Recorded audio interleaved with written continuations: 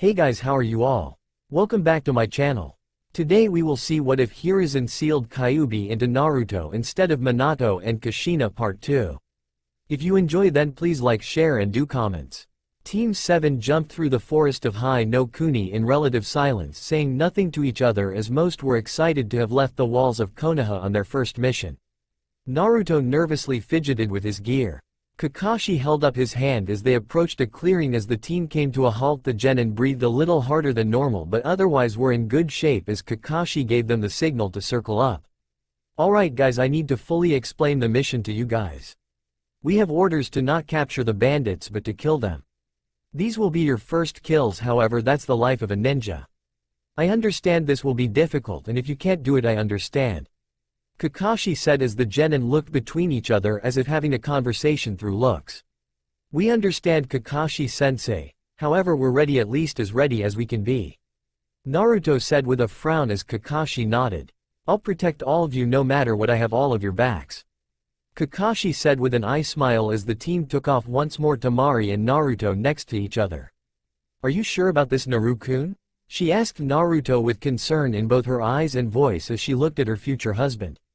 I don't like the idea of killing, but if I'm going to become the super awesome shinobi I want to be, there's really no choice. I will kill to protect the people I love, which includes you. He said with a smile which reassured Temari, who returned the smile. Are you going to be fine with this, Temari-chan? Naruto asked with the same amount of concern that Temari had shown to him. Yeah, I've already steeled myself that as a ninja I will have to kill to protect the ones I love. She said as Shikamaru appeared next to the two. Are you going to be okay with this, Shikamaru? Naruto asked as Shikamaru frowned but shrugged nonetheless. Yeah, it's troublesome, but I figured this would happen one day. He said as Kakashi hopped behind them, smiling under his mask as his students talked amongst themselves. Seeing the village in the distance, the team speed up as they arrived at the outskirts, villagers spotting the ninja and began talking to themselves, happy that they had arrived. It didn't take long for them to walk to the center of the village as a village elder ran out to meet them. Shinobi-san, thank you for coming too quickly. He called out as he bowed to the team of genin, which they returned, raising up. The village elder motioned for them to follow him into his office. So what can you tell us about the bandits?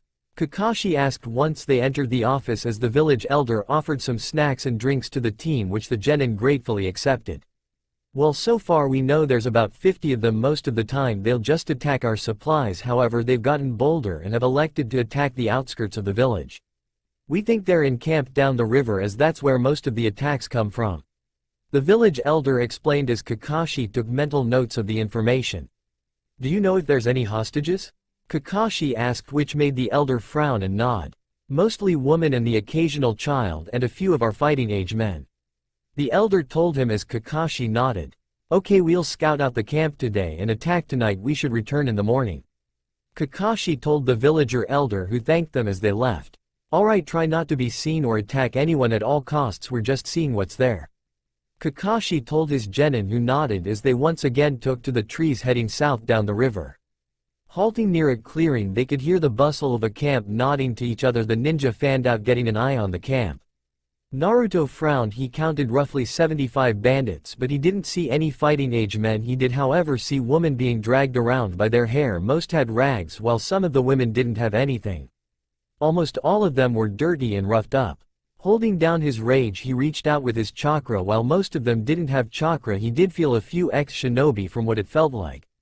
Looking over to Kakashi, he could see that the man was thinking the same thing. We weren't given the full story, it seems. Everyone thought as they observed the camp, looking for chalk points, areas of most resistance, where prisoners might be kept, etc. Once Kakashi saw everything he needed and he was sure the genin had done the same, he gave the signal to regroup. The genin left their spots, returning to a small clearing to the north of the camp. Alright, it looks like there was more to the story than we've been led on. Naruto, I'm sure you felt the 3 large chakra signatures as well, right? They felt to be around Chunin level, so I am officially upgrading this mission to AB rank. He said, lightly shocking the young genin, but they nodded nonetheless. Grabbing a stick and making a patch of dirt, Kakashi began to draw the camp layout with X's on the entrances and exits of the camp. He also circled key tents of interest where he believed prisoners were being kept. Okay, here's the plan, Naruto. You're a good all-around ninja, and as such you and I will be sneaking into the camp after dusk. I'll search this tent and you search this one, he said, pointing to the two largest tents which Naruto nodded to. Our first priority is to find any prisoners and protect them. Once they've been found, one of us will fire the signal in the air, which will be a Kotan technique, he said as the genin nodded. Turning to Temari and Shikamaru, he continued. Temari, you'll wait on the edge of the camp and wait to provide support if need be. You'll also be tasked with blocking the exits once the time comes to attack. Shikamaru, you'll be with Temari. Once the signal has been given, you'll rush to support me and Naruto. Temari is with Naruto and Shikamaru, you're with me, he said, looking at his team to see if there were any doubts. Seeing none, he gave an eye smile. You guys will do fine, I won't let any of you die, he said as the genin went off to get some rest and prepare for the night. Two of the genin checked and then double-checked their kunai and shuriken supplies. Naruto checked his scrolls to make sure his extra weapons were ready to be called upon. Temari checked her fan for any signs of damage or holes in the material. Satisfied there was none, she double-checked the fan again. Shikamaru took a nap. Alright team, it's time. I have faith in all of you, he said as the shinobi took to the trees, quickly arriving at the camp. It was still alive with activity as the bandits milled around at the edge of the camp. Kakashi and Naruto split off as Naruto blended into the shadows. Sneaking around the camp, Naruto stopped behind some boxes as he listened in on some bandits. Do you really think the boss is going to accept this deal with Orochimaru? Make all of us stronger? One of the bandits asked. Why wouldn't he? It's Orochimaru, one of the strongest people alive, the bandit said as Naruto moved on after a patrol passed him by. Say Gigi, wasn't Orochimaru one of your students? Naruto asked as he crept around the camp. Yes, sadly he was Naruto-kun, but the boy was always troubled looking for power. However, I noticed it far too late. I wish I had helped him more, Hiruzen said with sadness and regret in his voice. We can discuss this more later, Naruto-kun, however right now is not the time, Hiruzen said, cutting the connection as Naruto arrived outside his tent. A guard stood outside the tent unmoving. Naruto frowned as he pulled out a tri-pronged kunai, throwing it quickly into the neck of the man, who let out a wet gurgle as blood filled his neck and mouth. Hurrying over, Naruto placed the man behind some boxes, washing the blood away with a sweetened jutsu. Satisfied that the evidence was hidden, Naruto peeked into the tent as he saw no one. He fully entered the tent and what he saw scared him for life. The area was filled with dead bodies which had been torn apart, it seemed, and dissected, barely containing the bile filling his throat. Naruto quickly left the tent, bumping into somebody. Looking up in horror was one of the larger chakra signatures he had felt. It was a female who looked to be about 18. She had long black hair and had on a simple purple flowing robes. Around her waist was a large purple rope tying together the robes, which had nothing else on underneath. Who's this? A little fox in the wrong area, she said sweetly as a kunai appeared in her hand, ready to pierce Naruto if hadn't unsheathed his katana in time. A clang sounding out through the area as sparks flew away from the blades that had just clashed together. A fireball erupted into the air as fighting broke out within the camp between the rest of the genin team and the bandits. What's this? The fox has friends, huh? She said, kicking Naruto in the stomach and into a tent where two bandits were just waking up. Oh, look what we have here, a boy playing ninja, the older of the bandits said as he pulled out what had the form of a sword. However, the steel was so bent and destroyed it was hard to distinguish it as a sword. Let's teach him a lesson, shall we? Said the other bandit with a butcher knife out. The female ninja elected to simply watch as Naruto parried an attack from the odd-looking sword, with his own jumping away from the butcher knife which tried to take his head off. Naru-kun, shouted Temari as she fended out a few bandits using her fan to crush their skulls as one of the other signatures appeared before her. This man looked to be 25 with spiky brown hair as he wore a purple suit with the same rope tied around his waist. Orochimaru-sama is interested in that one, he said, kicking her away from Naruto, who stabbed the bandit with the butcher knife through the heart. You bastard, shouted the man as he went for a wild swing, only for Naruto to knock away the sword, throwing the shuriken straight into his throat, killing the man where he stood. You fight well, Fox-san, but is it good enough? She asked, forming some hand seal as she fired a large fireball at Naruto. Naruto stabbed his sword into the ground, quickly forming hand seals of his own as his chest puffed up, spitting out a wall of water. Sweeten. Suijinheki, water release, water wall technique.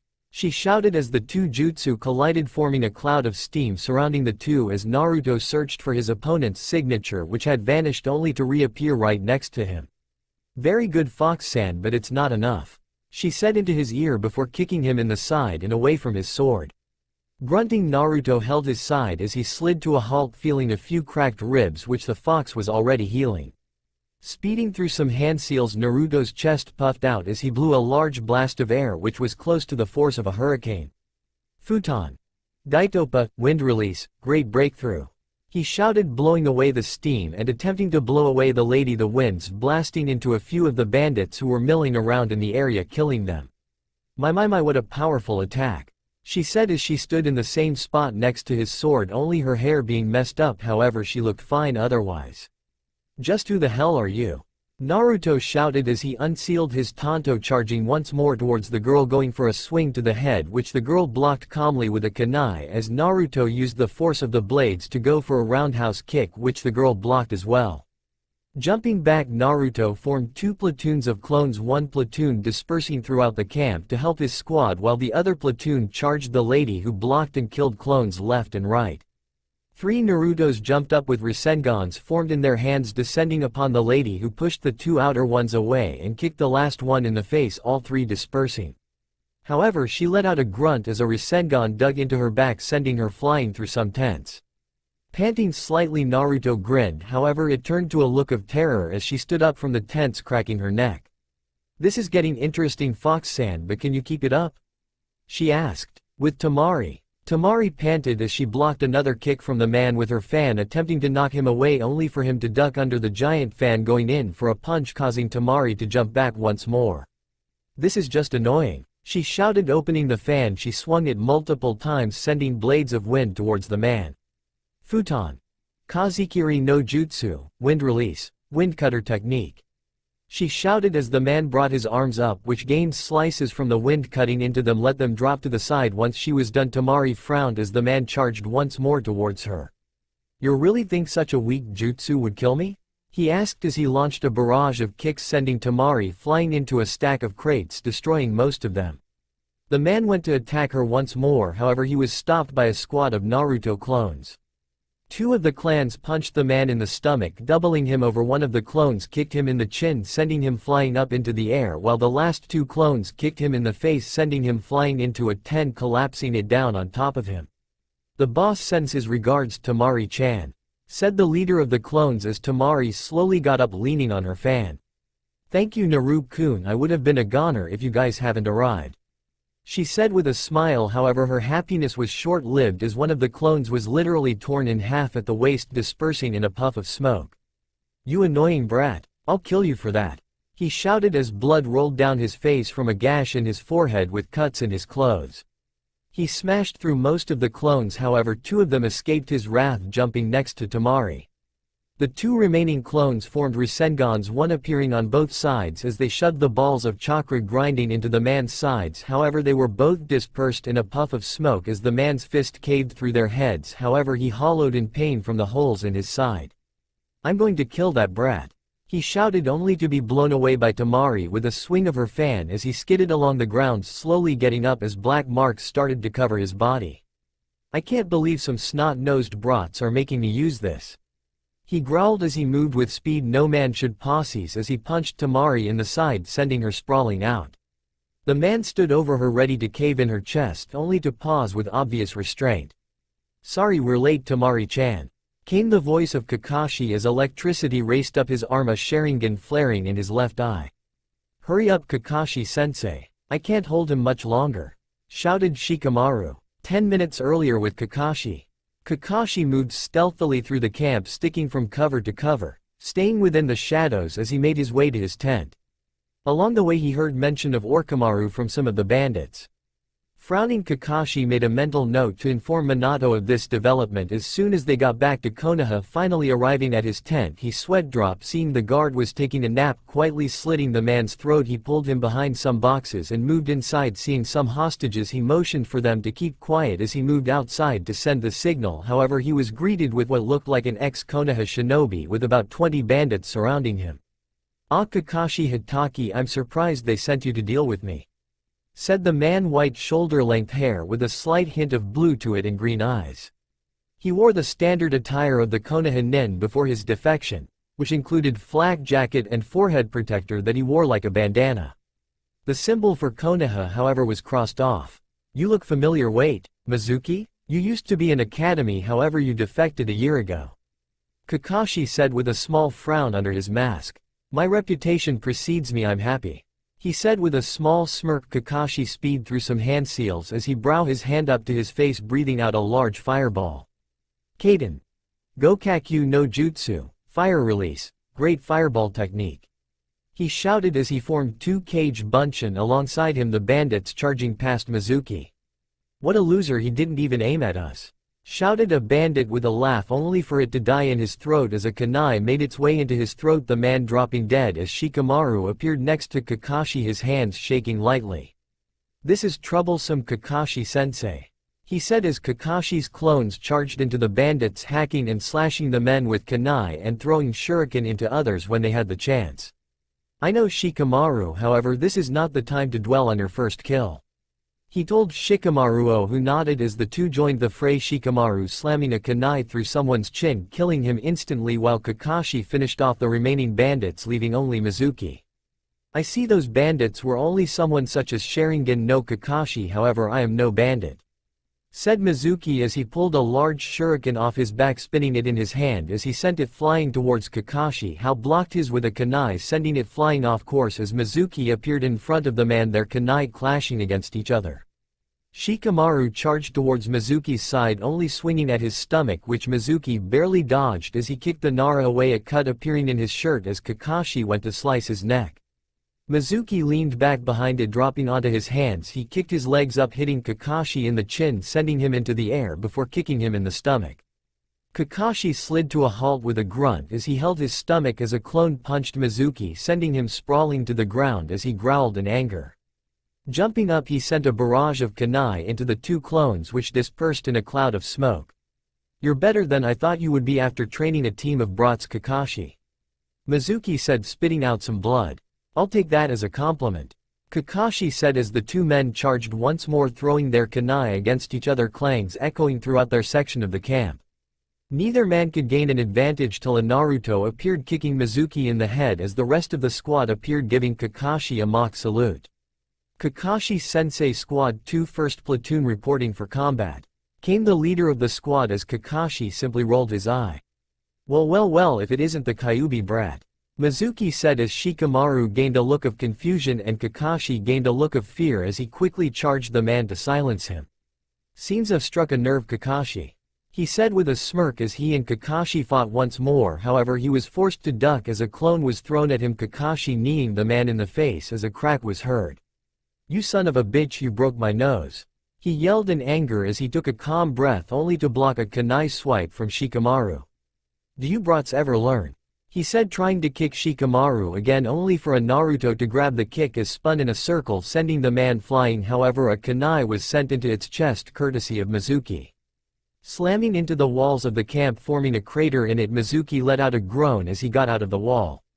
"I can't believe you've forced me to this point," Mizuki said as black marks formed around his body as Kakashi gained a look of horror. "Shikamaru, Naruto's be careful, his power just increased tenfold," Kakashi said as he lifted up his Hite 8, showing his Sharingan to the world. "Wow, I'm honored to see such an eye," Mizuki said, his voice slightly deeper. "Nobody has ever lived to see it twice," Kakashi said as Mizuki disappeared, slamming his elbow into Kakashi's chest as Kakashi grabbed it, slicing into Mizuki's bicep, making him howl in pain as Kakashi coughed up some spittle and blood.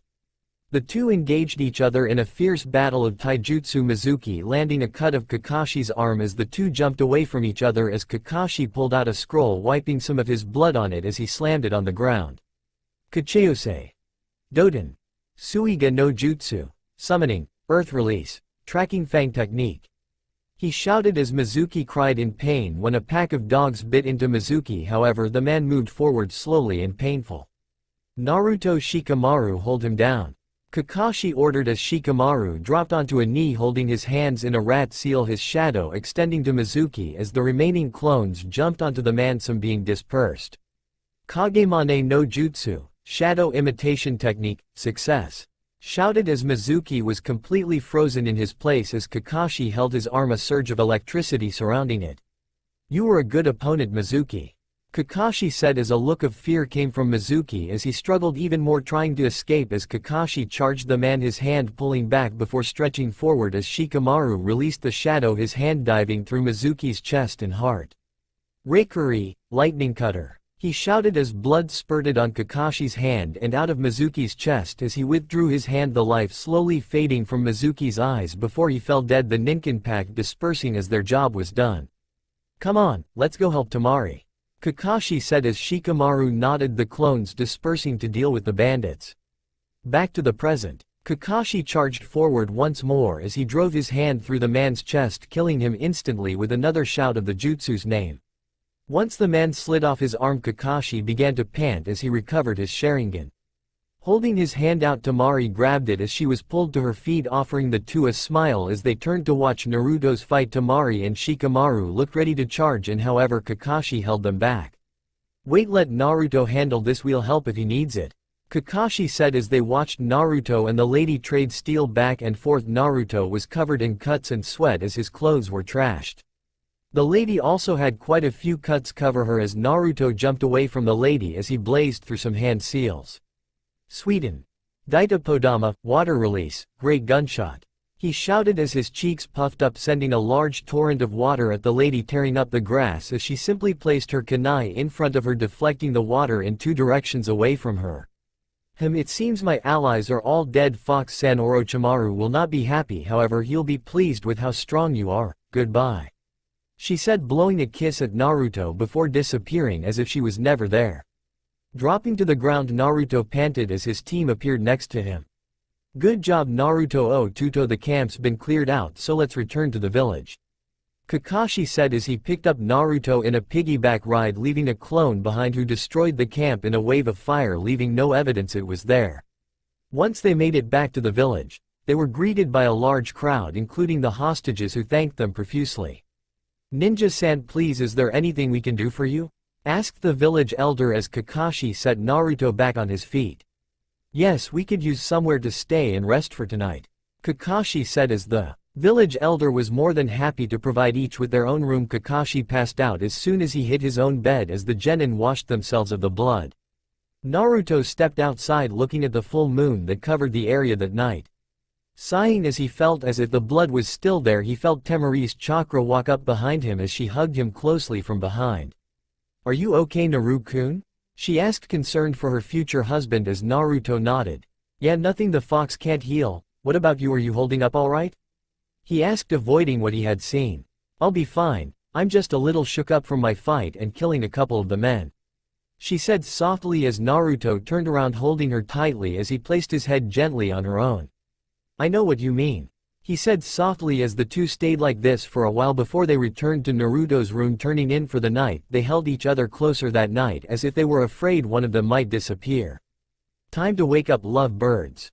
Kakashi said in the morning from behind their door as the two groaned, waking up and getting dressed, meeting the rest of their team out in front of the town as they were waved goodbye. How are all of you holding up? Kakashi asked as they set off back towards Konoha. We're both fine, I'm just shaken up a little is all. Naruto said as Temari nodded. Shikamaru simply frowned. It was troublesome, but I think we'll get through it. Shikamaru said as he subtly glanced at Naruto, wondering what Mizuki meant by fox brat, however he elected not to ask about it. The team had made it halfway back before a courier. Team 7. Urgent message from Hokage-sama. Shouted the courier, exhausted as the team came to a stop. Handing the scroll to Kakashi, who read it over, the man waited for a response. Inform Minato-sensei we will immediately redirect towards Nami no Kuni. He told the man who saluted, taking off towards Konoha. What's up, Kakashi-sensei? Naruto asked, confused. Team 8 took a C-rank mission, however Itachi has bumped it up to AA rank mission after running into the Demon Brothers. Were to meet them at the house of their client as soon as possible. He said as he looked towards Wave. We're about a 2 days journey, so let's get moving. he shouted as the ninja took off once more heading toward Wave. 2 days later, Team 7 stood on the shore of Hai no Kuni panting heavily. They had run for almost 2 days straight to rendezvous with Team 8 before they reached Nami no Kuni, as there were very few ways onto the island. Teme. Naruto panted out to Sasuke, who frowned. "You're not looking too good there, Dobi," he said as Ino glomped onto Naruto. "Naruto-kun, I'm so happy to see you," she shouted as Naruto didn't have the willpower to push her off. "Please, Ino-chan can't breath," he gasped out as Ino released the man glaring daggers at Temari, who returned the glare.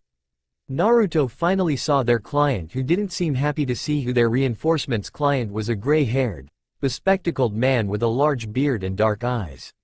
He wore a sleeveless V-neck shirt with an obi, pants and a pair of sandals. He also carried a towel around his neck and wore a pointed hat on his head. "More brats to protect me?" he asked as Kakashi paused from speaking to Itachi and Azuma. "Trust me, Tazuna, was it? My team and Itachi-kun's team will be more than enough to handle whatever else is thrown our way," Kakashi said as Tazuna huffed but accepted it nonetheless. Once the boat finally arrived, they were ferried across the water, the genin gasping at the size of the bridge. "Keep it down, we don't want to be caught," the driver said in a hushed tone as he cut the engine as the teams drifted to shore.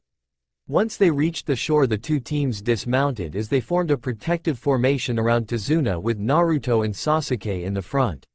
Shikamaru was on his left and Ino on his right.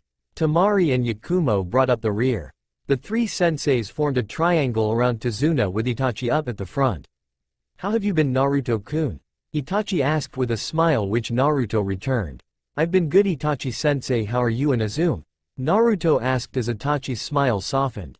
"Well, we've set a date. I'm sure Kushina will receive the invite soon," he said as Naruto felt a chakra signature appear next to them. Glancing at Itachi, he nodded, feeling the signature as well.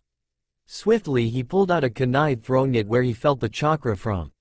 However, a little bunny was all that came out from it. "Wow, Naruto-san, what an amazing near kill you had there," Yakumo said from the rear. However, Naruto ignored her, looking at the bunny. It was Snow White in the middle of summer. Something just didn't add up in his mind, and then they heard something flying through the mist.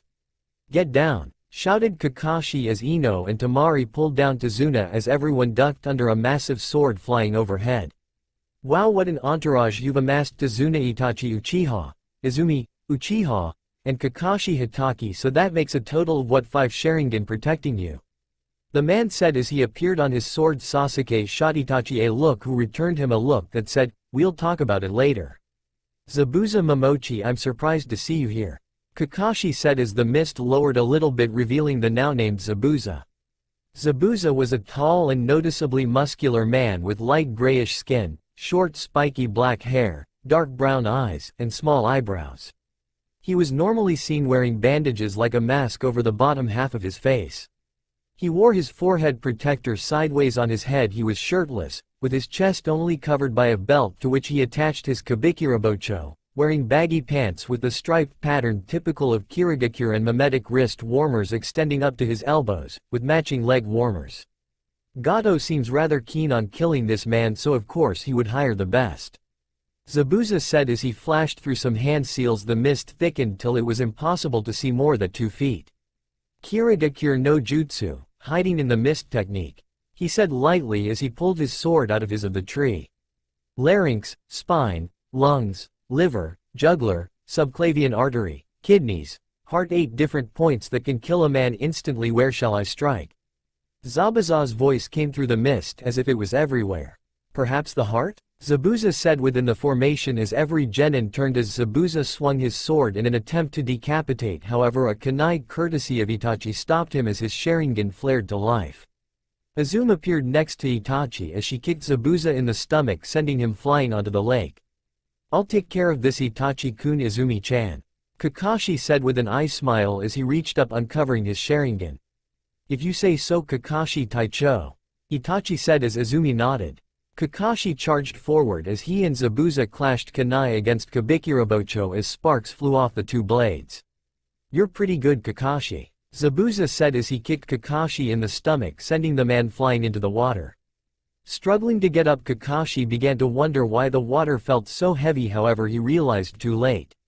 Suiro no Jutsu, water prison technique. Zabuza called out as a sphere of water surrounded Kakashi, trapping him. 3 Zabuza clones forming out of the lake as they stood protectively of the real Zabuza. Kakashi-sensei, shouted Naruto as Kakashi simply smiled, sending a nod his way. Itachi and Naruto both stepped up, Naruto with his sword out and Itachi with a kunai prepared. Follow my lead, Naruto-kun, Itachi said as Naruto pulled out a tri-pronged kunai, the two throwing them at the clones, which they blocked effortlessly as both Itachi and Naruto appeared in front of a clone, their respective weapons clashing against each other. Tri-pronged kunai, blonde hair? Blue eyes and red tips on his hair? A Uzumaki sword, Zabuza said to himself before his eyes widened in realization. You have to be shitting me, you're the brat of Minato Namikaze and Kushina Uzumaki. Zabuza shouted in realization as Naruto grinned. You're right, Naruto said as he sliced through the clone with an overhead swing. However, he was forced to block another sword of the last clone. However, the clone was dispatched quickly by Itachi, who stabbed him in the side. The two threw more kunai as Zabuza, who was forced to dodge the kunai, releasing Kakashi from the jutsu. Thank you, Naruto Otuto Itachi-kun, I'll take it from here. Kakashi shouted as he and Zabuza started to flash through hand seals. What? Those are, Zabuza began. The exact same hand seals I'm making? Kakashi finished. Sweeten. Suiryuden no Jutsu, water release, water dragon bullet technique. They both shouted as 2 dragons of water appeared circling around the shinobi before clashing against each other, cancelling both of them out.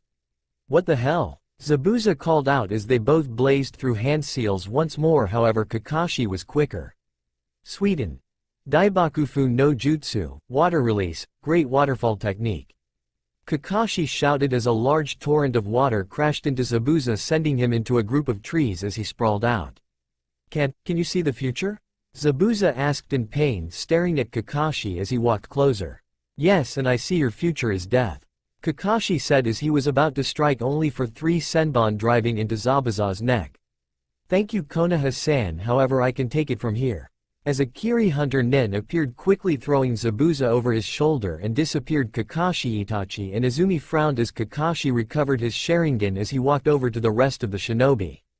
Alright Tanzua-san, let's get to your house, and actually, someone might have carried me, Kakashi said before flopping to the ground, passed out. Kakashi-sensei, shouted all of Team 7 as Itachi rolled his eyes. Looks like Kakashi Taicho used his Sharingan too much, he said as he and Naruto picked up the man and made their way to Tazuna's home, where they were greeted by Tazuna's daughter Tsunami. Tsunami has long blue-colored hair. She wears a short-sleeved pink shirt with the end of the sleeves and the collar being red in color. She also wears a long blue skirt.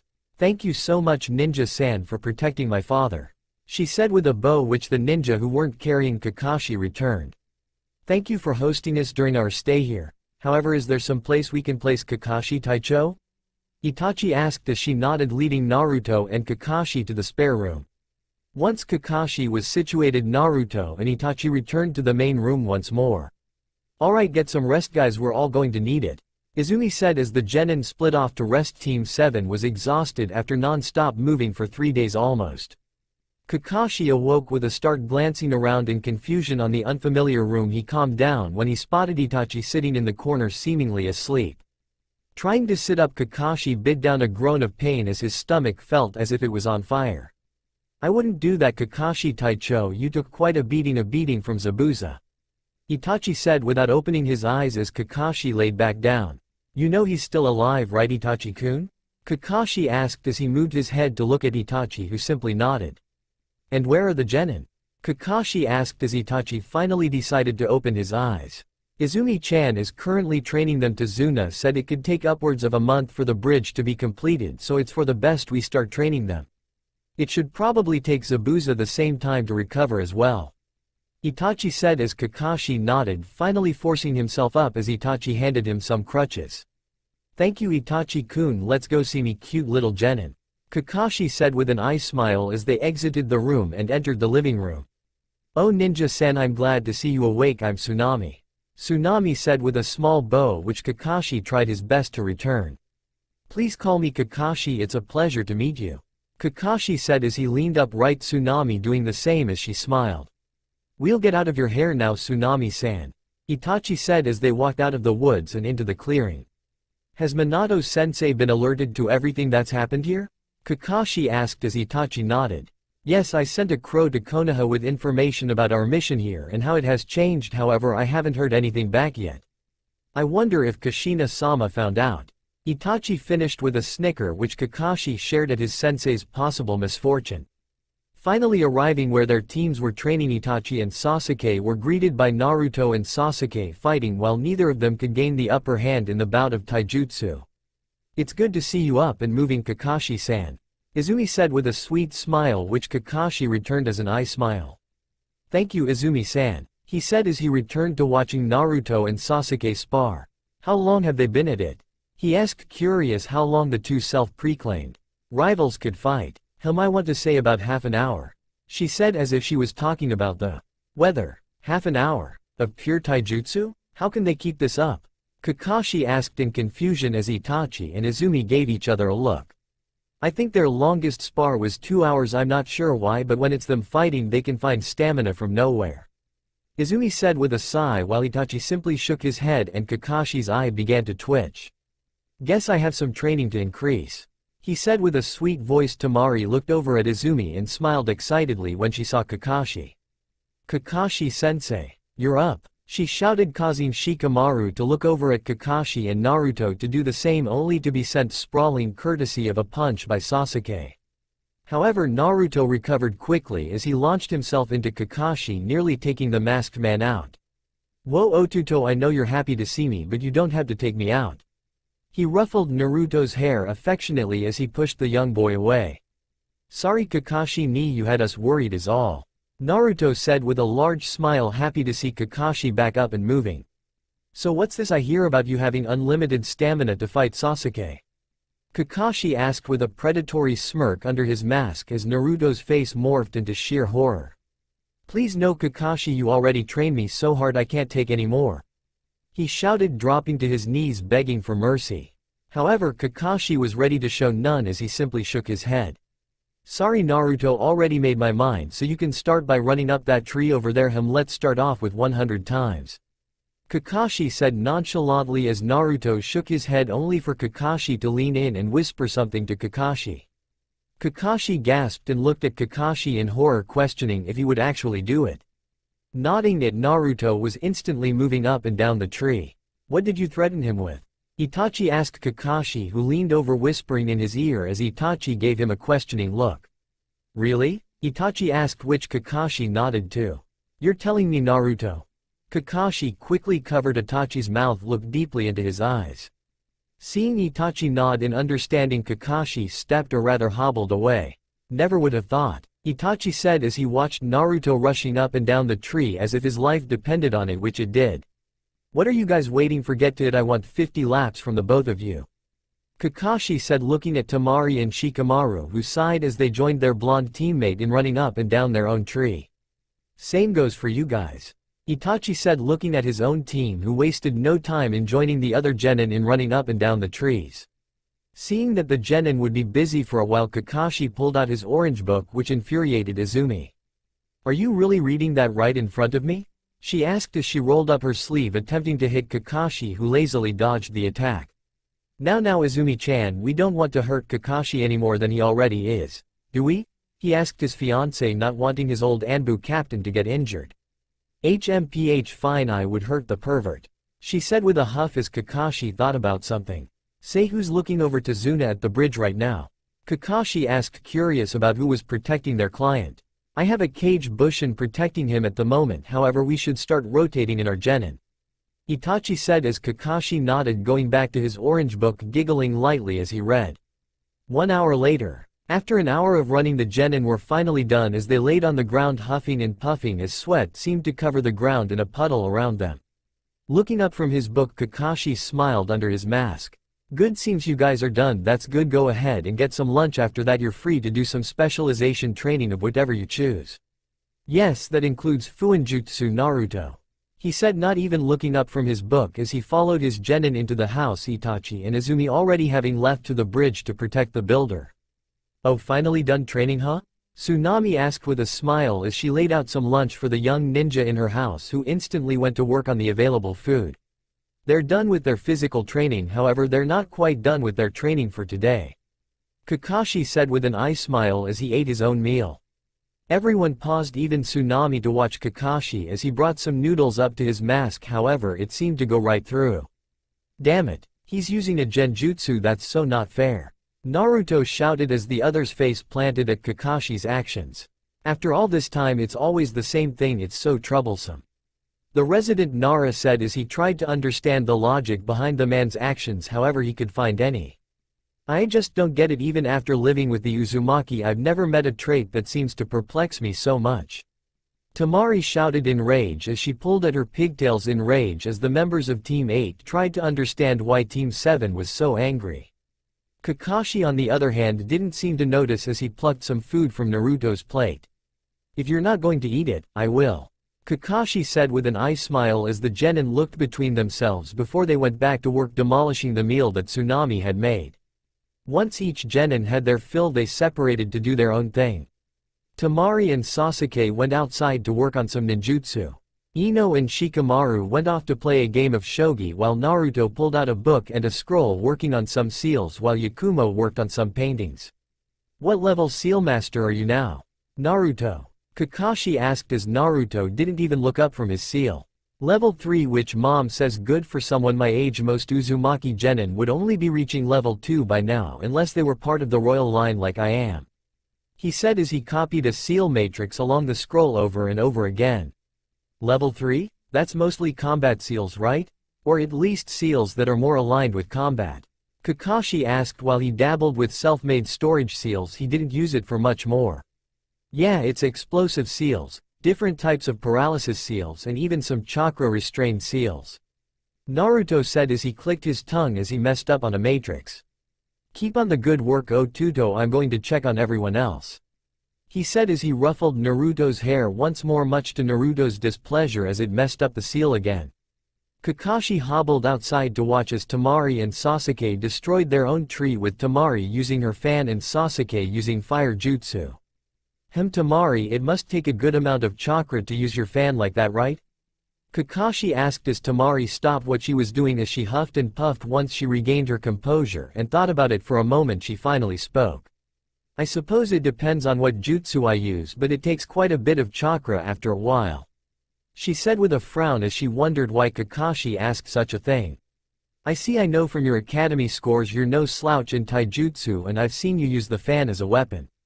I think we should train on what to do when you're getting low on chakra, he said with an eye smile. 2 weeks later, Team 7 and Team 8 had been rather busy the last 2 weeks, with both teams on a rotation. One day Team 7 would be at the bridge with Team 8 training and by extension protecting Tsunami and her son Inari. Inari has spiky black hair and dark-colored eyes. He wore a green jumpsuit with a yellow shirt and a simple pair of sandals. He also wore a blue and white striped hat. Both teams of genin had come to despise the kid as he would constantly spout off about how they were all going to die to Gato. Each of the teams had seen Nami by now as well, and it all made them sick, even Kakashi and Itachi. To see everyone there in such despair, it was unbelievable. It had however strengthened everyone resolved to free the nation of Gato no matter the cost. Each member of the team had also begun to train harder as a result. Currently Naruto and Sasuke were laying on the ground panting hard after a fierce taijutsu bout between the two. Both hated to admit it, but neither could really gain the upper hand between the two. Naruto had speed behind him while Sasuke had power behind his strikes. While Naruto could pepper Sasuke with hit after hit, he could never put the Uchiha down, while Sasuke could land one good hit on Naruto and it would push him back. God damn it, Naruto, what number is that? Sasuke said as he covered his eyes with his arms trying to catch his breath. 55? With a draw, Naruto said as he slowly pushed himself up only to fall back into the earth with a soft groan. It's so comfortable in this grass, I think I'll stay here forever, Naruto said dreamily as Sasuke rolled his eyes. What if I said dinner was ready? Kakashi said as he poked his foot into the side of Naruto, who barely budged. I would only move for ramen right now, he said from the grass as Kakashi rolled his eyes, kicking Naruto a little harder. I guess I'll have to tell Kushi. Kakashi was cut off as Naruto shot up running into the house as Sasuke looked at Kakashi confused.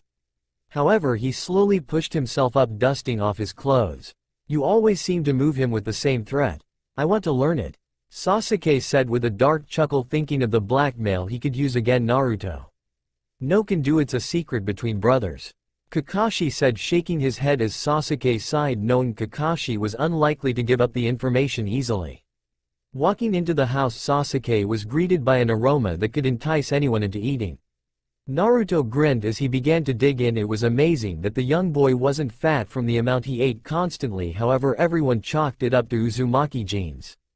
Everyone was rather lively as they told jokes and laughed amongst themselves. So you're telling me? Naruto paused to gulp down some food. Tazuna's dream was to be a school teacher. Naruto asked Tsunami, who smiled and nodded. Who would let his drunken ass teach? Naruto asked as everyone, even Tazuna, laughed. The same people who let someone like you become a ninja. Tazuna shot back, which again elicited a laugh from everyone in the room. Inari simply sat sulking in his own little world, ignoring the banter and happy atmosphere within the room. Sulking and barely picking at his food, if that, he decided to speak up.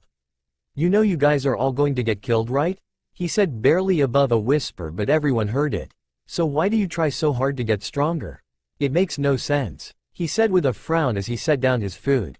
Naruto slowly set down his own food as he stared at it for a moment. Temari reached out and wrapped her hand around her own, but the message was clear. Because none of us have had the easiest life so far. Sasuke, Itachi and Izumi almost lost their entire clan in one night. Temari was forced to move away from her home, away from her family. Kakashi's father killed himself when he was only 7. Yakumo is the last of her clan's main branch. Sure, they could all sulk around and cry about their problems, but they don't. Naruto said, taking a deep calming breath, and Inari's frown grew larger. Yeah, so what your excuse? You've probably had the easiest light amongst everyone here. Inari said, which shattered the Naruto's calming efforts as he shot up, grabbing Inari by his collar, pulling him close. Sure, I have my family, but you know what, I nearly lost them the day I was born if it wasn't for the efforts of a kind old man. And since that day half of the village hated me for something I had no control over. I never really had friends growing up either, because most people avoided me either for my status as the Hokage's son or something else. I've had it easy, but it's never come without hardships. He shouted as he dropped Inari on his ass, who scurried up the stairs crying. Turning on his heel, Naruto walked out to the door. Where are you going, Otuto? Kakashi asked as Naruto didn't even look back as he opened the door. To train, he said simply before slamming the door shut behind him, shaking the whole house. I'm sorry for his actions. He's never really liked talking about his childhood. Temari said, bowing to Tsunami, who waved her hand. It's fine, really, I'm sorry for the way Inari acted tonight. Tsunami returned the bow. However, I must ask, is everything that Naruto-kun said true? She asked. They both straightened up. Sadly, yes, my Otuto never had the easiest life, and I shuddered to think what would have happened if Kushina-sama and Minato-sensei had died that day. Kakashi cut in as he nodded to Temari. Both had witnessed the cruel acts towards young Naruto, which only made them love the young man more. But he's always so cheery, you'd never guess he had a rough childhood from the way he acted. Tazuna said with a frown as he looked towards the door which Naruto had left through. Naruto's really resilient, I've never really seen him sad or cry, really.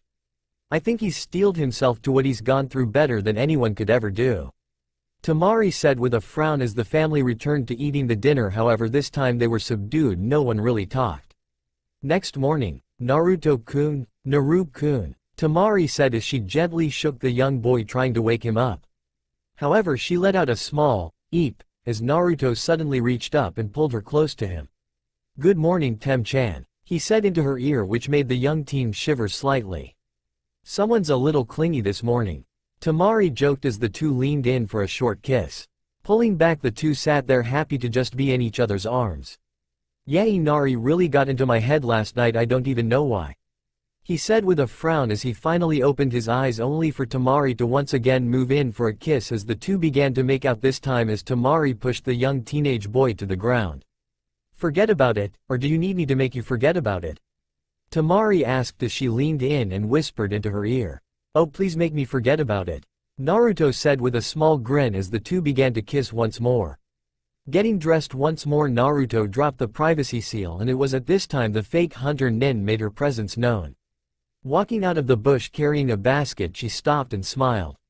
"Oh ninja-san, I wasn't expecting to see someone like you here," she said as Temari and Naruto got a good look at her. She had long black hair, pale skin and large, dark brown eyes, and a slender frame. She had a pink, sleeveless kimono, with pale red edges and decorated with small plum-colored swirls, that went to her ankles. Around her waist was a simple white obi tied in a bow, and he wore a pair of light brown sandals with dark straps. She also wore a dark-colored choker around her neck. "Damn, she's cute," they both thought as they turned, wondering their partner had the same idea. "What are you doing out here, Mrs.?" Naruto asked, curious as to what their potential opponent was named. "Is it not polite to introduce oneself first?" she asked with a smile while Temari rolled her eyes. "I'm Temari and this is Haku," she said, which the girl returned.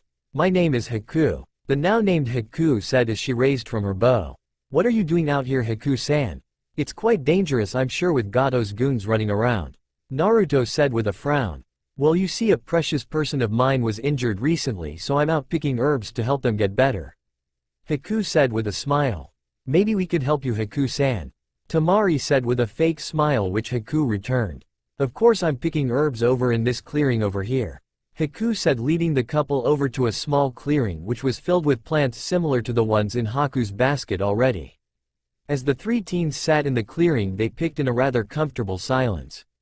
"Do you have any precious people, Naruto-kun?" Haku asked as Naruto nodded with a smile while Temari glared at Haku for adding the kun suffix to Naruto's name. "Well, yeah, there's Tu-san and Ka-san, Ero-sanin and Tsunade Obachan. There's also Aiko-chan and Kato Otuto. Of course, Temari-chan is on my list. Why do you ask, Haku-chan?" Naruto asked, curious. "I believe someone is truly strong when they have precious people to protect. I'm happy you have so many precious people in your life," she said with a smile as everyone returned to picking herbs in silence. Once Haku was sure she had enough herbs, she slowly dusted herself and began to stand. "Thank you for your help, Temari-san, Naruto-kun," she said with a thankful smile as the couple stood up, dusting themselves off as well. "You're welcome, Haku-chan, san," Temari and Naruto said as they began to go their different ways. However, Haku paused. "Just so you know, I'm the guy," she said as Naruto and Temari paused and looked at each other in fear before Haku began to chuckle. "Sorry, I couldn't help myself, I am a girl," she said with a soft smile as she waved. "Tell Zabuza-san we say hi," Naruto said with a smile as Haku's face turned to horror before it steeled itself. "So you knew, huh? I'm sorry, Temari-san, Naruto-kun, if we come to blows I will do what I must for Zabuza-sama," she said as she turned and left, the couple leaving as well. Naruto and Temari walked in a comfortable silence as the two leaned into each other, enjoying the sounds of the forest. Once they reached the house, they separated, if only a little, as they spotted Kakashi sitting on the porch. "Oh, the lovebirds are back finally? How was your stroll in the woods?" he asked with an eye smile as Naruto rolled his eyes at Kakashi. "You should know better than to ask such things, Ni-san. However, the training was good. I blew off a lot of steam," he said as Kakashi nodded.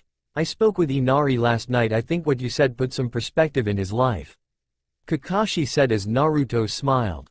"That's good, I hope he gets better," Naruto told Kakashi, who simply nodded, opening up a little orange book. "For now, get some rest, you two. You've been out all night, so don't work about training," he told the two, who smiled gratefully, running inside and up to their rooms for some well-deserved rest. 2 weeks later, the second half of the mission had gone smoother than before. Inari had become cheerful, if only a little bit, day by day. Both teams also grew stronger. While they were no elite Junin or shinobi, they were better than a fresh genin.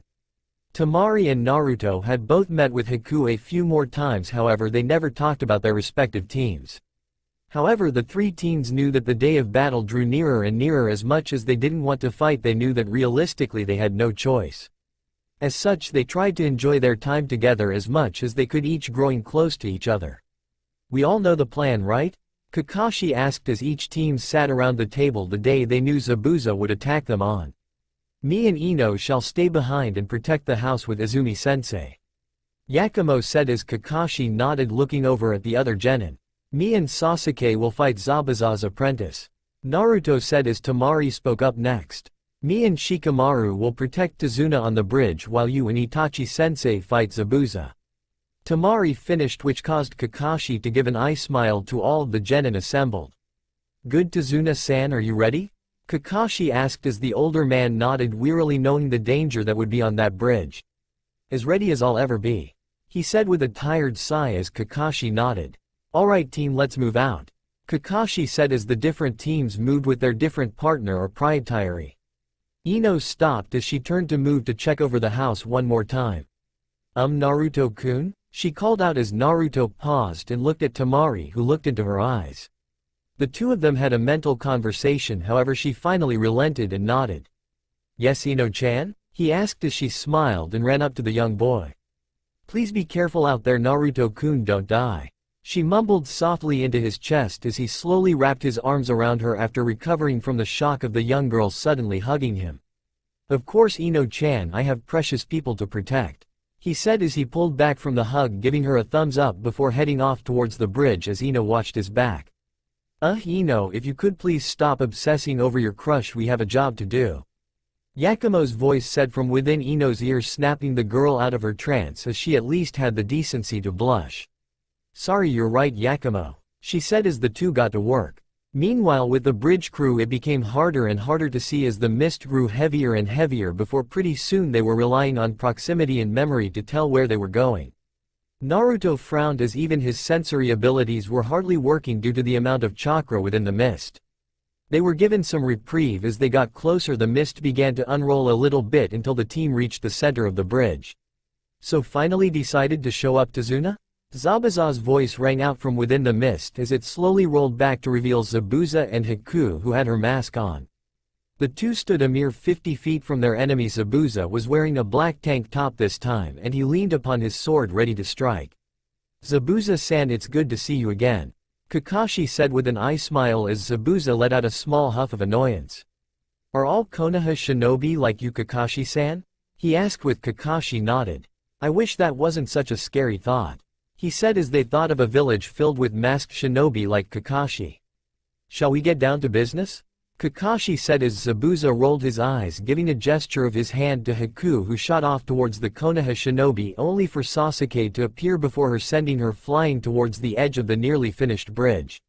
Naruto landed next to Sasuke as the two nodded, heading off towards her. Oh, you think your genin can handle my apprentice? I'm sorry, but you'll be disappointed by the outcome of their battle, Zabuza taunted as he hefted his sword upon his shoulder, giving a come hither motion to Kakashi, who blasted off towards the masked man. Kakashi's kunai clashed with Zabuza's blade as sparks flew off the clashing blades. Kakashi's free hand reached up, uncovering his Sharingan. Be proud of yourself, Zabuza, no one has ever lived to see me use my Sharingan twice, Kakashi said as a grin formed on the man's face as he suddenly pulled his large blade back, pulling Kakashi off balance as Zabuza went to cut of Kakashi's head. Kakashi quickly brought up his kunai once more as he grunted, a sharp pain ringing through his arm as he was slowly pushed back by Zabuza's blade. Grunting, Kakashi pushed the blade back as he went for a stab at Zabuza's neck, only for the man to bring his blade up to protect himself. Kakashi jumped back as he ran through some hand seals quickly, his cheeks puffing up before spitting out a large ball of fire. Zabuza sheathed his blade, running through hand seals as well, his own cheeks puffing out as a large glob of water was shot out. Suiten. Teppodama, water release. Gunshot. Kaden. Gokakyu no Jutsu, fire release. Great fireball technique. They both shouted at the two jutsu clashed into each other, sending a blast of steam at both men, who rushed through the large cloud of steam as their two respective weapons clashed together once more. Both men tried to get an upper hand, swinging at each other relentlessly. I must say I'm rather impressed, Kakashi, Zabuza said as the two stood in a standstill once more as the two exploded in a clash of fury once again, sparks illuminating the entire area as the clangs echoed in the mist. You're no slouch yourself, Kakashi said with another grunt as he felt another round of vibrations shooting up his arm as he hissed out in pain slightly. Pushing back the blade, Kakashi slid his kunai up Zabuza's sword as he sliced at his chest as Zabuza shot backwards, receiving a minor cut. Ouch, that hurt, Zabuza mocked as he brought his sword up, swinging at Kakashi's neck once again, only for the man to drop onto his back as he kicked the giant sword up as Zabuza grunted, losing his balance as he flipped back, shooting backwards even farther, only to block another kunai swipe from Kakashi. "You're just getting annoying now, Kakashi," Zabuza shouted in rage as he swung his sword once more as his tip scratched Kakashi's chest, forming a large slash across his flak jacket. Kakashi shot back, checking the wound. Once he was satisfied, he prepared to shoot forward, only to glance over where Naruto and Sasuke were fighting to see a large doom of mirrors. "Looks like your genin are finished for," Zabuza said with a dark chuckle as he charged forward once more, forcing Kakashi to turn his attention back to Zabuza as Itachi appeared, blocking the blade with a kunai of his own. "Sorry to interrupt, Kakashi Taicho, but I couldn't let him attack you while you were distracted," Itachi said as Kakashi appeared next to the Uchiha, kicking Zabuza in the stomach, sending the man flying back.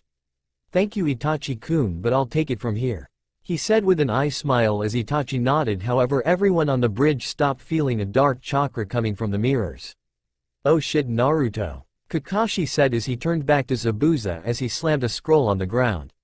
"Sorry Zabuza, looks like I have to finish this early," Kakashi said, concern filling his voice. 5 minutes earlier with Naruto and Sasuke, Haku finally came to a halt, a small crack on her mask as she watched Naruto and Sasuke appeared before her. Both boys had a kunai drawn. "For what it's worth, I'm sorry I had to kill you too," she said with sadness heavy in her voice. Sasuke charged first, going for a kunai swipe, only for it to be blocked by a seban as Haku flashed through some one-handed seals. "Sensatsu Suisho, 1,000 flying water needles of death," she shouted as the water around them suddenly turned into what looked like senbon as it floated in the air before being sent forwards towards Sasuke, who was dog-piled by a wall of Naruto clones who took the brunt of the attack, protecting Naruto, while Haku jumped back and away from her attack. "Thanks Dobi," Sasuke said without sparing a glance at the blonde who appeared next to him. "You're welcome Teme. Too bad we don't know any Doden jutsu, those could come in handy right about now," Naruto said with a frown as while they paired up nearly perfectly with each other, neither of them had a Doden affinity and had bothered to learn any jutsu. "Yeah, but what we know will be more than enough," Sasuke said as Naruto nodded. Haku simply stared at the two, saying nothing.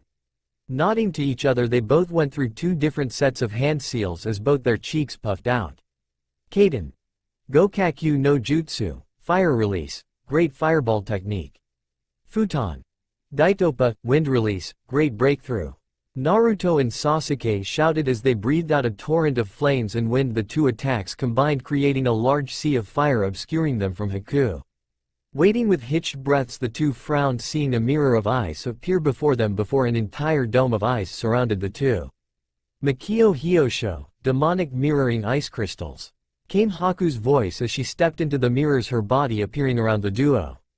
"I'm sorry, but this is the end for you," she said softly as she threw seban at the young genin, piercing the 2 multiple as they could do nothing but take barrage after barrage.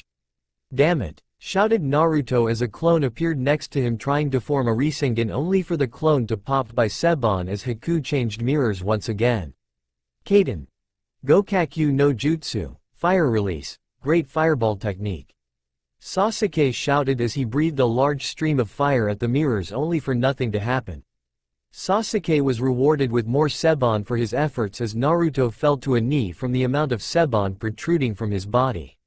We're getting nowhere here, Sasuke," shouted Naruto as he breathed hard. Both teenagers were barely able to move as Haku frowned under her mask, a single tear falling from one of her eyes. "I'm sorry Ninja-san, I wish it could have been different," she said lightly as she jumped from her mirror straight towards Naruto as Sasuke looked on in horror before he felt himself pushing his legs as hard as he could towards Naruto as he stood in front of his friend, protecting him from the rain of seban as Naruto looked on in horror. "Sasuke," he shouted as the aforementioned boy fell into his arms as Naruto clutched him close. "You idiot, why?" Naruto shouted in rage as Sasuke coughed up some blood as he smirked up at the boy. "To prove one last time you're a dobi, please Naruto, live to be a great ninja," he said as he closed his eyes as Naruto sat staring at Sasuke as tears leaked from his eyes. "Naruto-kun, you can't let your rage boil over, Naruto, Naruto," shouted Hiruzen from within Naruto. However, the young teen blocked him out as Haku looked upon him in sadness. Is this your first time watching a comrade die, Naruto-kun? I'm sorry, she said softly as something snapped within Naruto at that moment. Yes boy, use my power, prove your strength. Came the booming voice of the Kyubi as Naruto softly set down Sasuke down. His eyes became red, his whisker marks more pronounced and dark, and his nails grew sharper. I'm going to kill you, he shouted as tears of sadness and rage fell down his cheeks, shocking Haku as the demonic chakra washed over her as she tried to retreat into her mirrors, only for Naruto to appear before her, decking her through the very mirror as she was sent straight through it, rolling along the bridge. Naruto was once again on her as his mask began to crack and fall to pieces. Naruto drew his arm back ready to kill her, only to pause as he saw the tears falling from his eyes. Please Naruto-kun, kill me, I am a worthless tool, she begged as Naruto slowly returned to normal. What are you doing boy? Shouted the Kyubi in rage. Be quiet you furball. Hiruzen cut in as the Kyubi growled in rage. Normally Naruto would have laughed at the aged Hokage having called the fox such a thing, but this was not the time for it as he cut himself off from the coming argument. I can't. He paused as he felt hundreds of chakra signatures approaching as he frowned before his eyes widened in realization. Grabbing Haku with a shout of, "No time to explain," he appeared next to Kakashi in a shushin as he prepared to summon his ninkin. Wait, we have bigger problems, Naruto shouted, startling Kakashi and Zabuza as he released Haku. What Otuto, are you okay? What do you mean? Kakashi said in rapid succession, looking over his little brother figure for any issues, seeing nothing and seeing that Zabuza was waiting for an explanation. Motioning for Naruto to continue, he nodded, turning to Zabuza. I think you've been betrayed by Gato. I feel hundreds of chakra signatures nearby ready to strike. I didn't feel them till just now as the mist has weakened slightly, Naruto explained as Zabuza growled slightly at the thought of being betrayed. Looks like this is on hold for now, Kakashi. I have an ex-employer to kill. He grounded out as clapping could be heard down the bridge. Oh Zabuza, how the demon has fallen it seems, and that bitch is still alive. Good, I can't wait to use her. Came a voice in the mist which began to clear. What could only be assumed to be Gato stood in front of an army of mercenaries. Gato has shaggy brown hair and sports a pair of small, circular black glasses. He wears a black suit with a purple tie and closed-toed shoes. I'm going to kill you, he shouted as he hefted his blade upon his shoulder, once more turning to the Konoha shinobi. Feel free to join, but Gato is mine, Zabuza said as the shinobi on the bridge nodded as Itachi appeared next to Kakashi. Tazuna have moved over to Sasuke with Temari and Shikamaru. They should be safe, he informed Kakashi, who nodded. Kage Bushin no Jutsu, shadow clone technique, Naruto shouted as a platoon of clones appeared behind him. So many shadow clones, I'm impressed kid, Zabuza said, seeing the platoon as most of the mercenaries laughed. What are some clones of a snot-nosed brat going to do with my men? Gato asked with a dark chuckle as Kakashi made a familiar hand sign, forming a squad of his own clones which dispersed into the platoon. If we're all set, I think we have a tycoon to kill, Zabuza said as he charged forward as Gato ran into the crowd of his men, terrified watching Zabuza charge straight for him. Kill them all, Gato yelled out as the first line was cut into by a swing of Zabuza's sword as Itachi appeared in the crowd, slicing into as many men as possible before disappearing to a different pocket. The Naruto squads dispersed, led by a Kakashi, as they cut a path straight to Gato, who ran as far away as he could as Zabuza calmly walked towards the man. You tried to fuck me over, Gato, I won't stand for that, he shouted, raising his blade as a mercenary was killed courtesy of Haku before they could stab him in the back. With a swing of his sword, Gato's head left his body, which was kicked into the sea as the rest of the mercenaries were either killed or sent packing once Inari and the town appeared. Naruto ni, you're okay, Inari said, rushing into Naruto's legs once the battle was over as the young teen was all hugged by Ino, who stuck out her tongue at Temari. Yeah, I am, like I promised, he said with a smile as he returned the two hugs. Stepping away, he walked over to Zabuza and Kakashi, who were talking. I want to offer you a spot in Konoha with Haku, Zabuza-san, he said with a small bow, surprising both of the older men. We were just your enemy kid, Zabuza said in surprise as Kakashi simply shook his head and gave an eye smile. Naruto has a way of seeing the best in people, he explained, rubbing Naruto's head affectionately. Kakashi ni, you know I don't like that, Naruto shouted with a pout as he shook his head. Now Naruto, go check on Sasuke. I'll talk with Zabuza about returning to Konoha. Kakashi told Naruto, patting his shoulder as the boy nodded, remembering the Uchiha as he rushed over to where Temari was checking over Sasuke. Ouch, do you have to remove them so roughly? Sasuke's voice rang out as Naruto smiled, seeing Temari and Haku removing the Seban so he could at least move. Yes, that's for having the bonehead decision to nearly cause Naruto to go rampant. Temari shouted with a glare as she continued to remove Seban. I'm sorry Sasuke-san, it hurts more to remove them slowly. Haku said with a bow as Shikamaru watched them, motioning that they needed to talk. Naruto and Shikamaru walked over to a secluded part of the bridge. Naruto, as your teammate I need to know, are you the Jinchuriki of the Kyubi?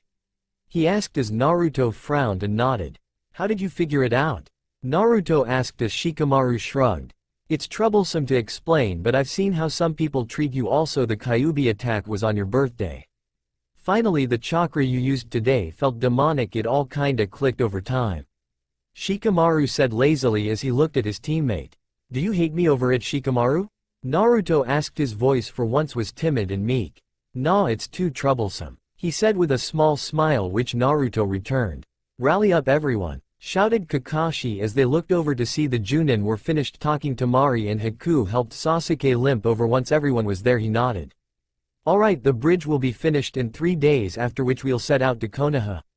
Zabuza and Haku will be joining us, he said with an eye smile as Naruto wooted in joy. That's awesome, he shouted as Sasuke rolled his eyes. I'm just happy I can get a rematch with Haku, he said with a smirk as Haku rolled her eyes.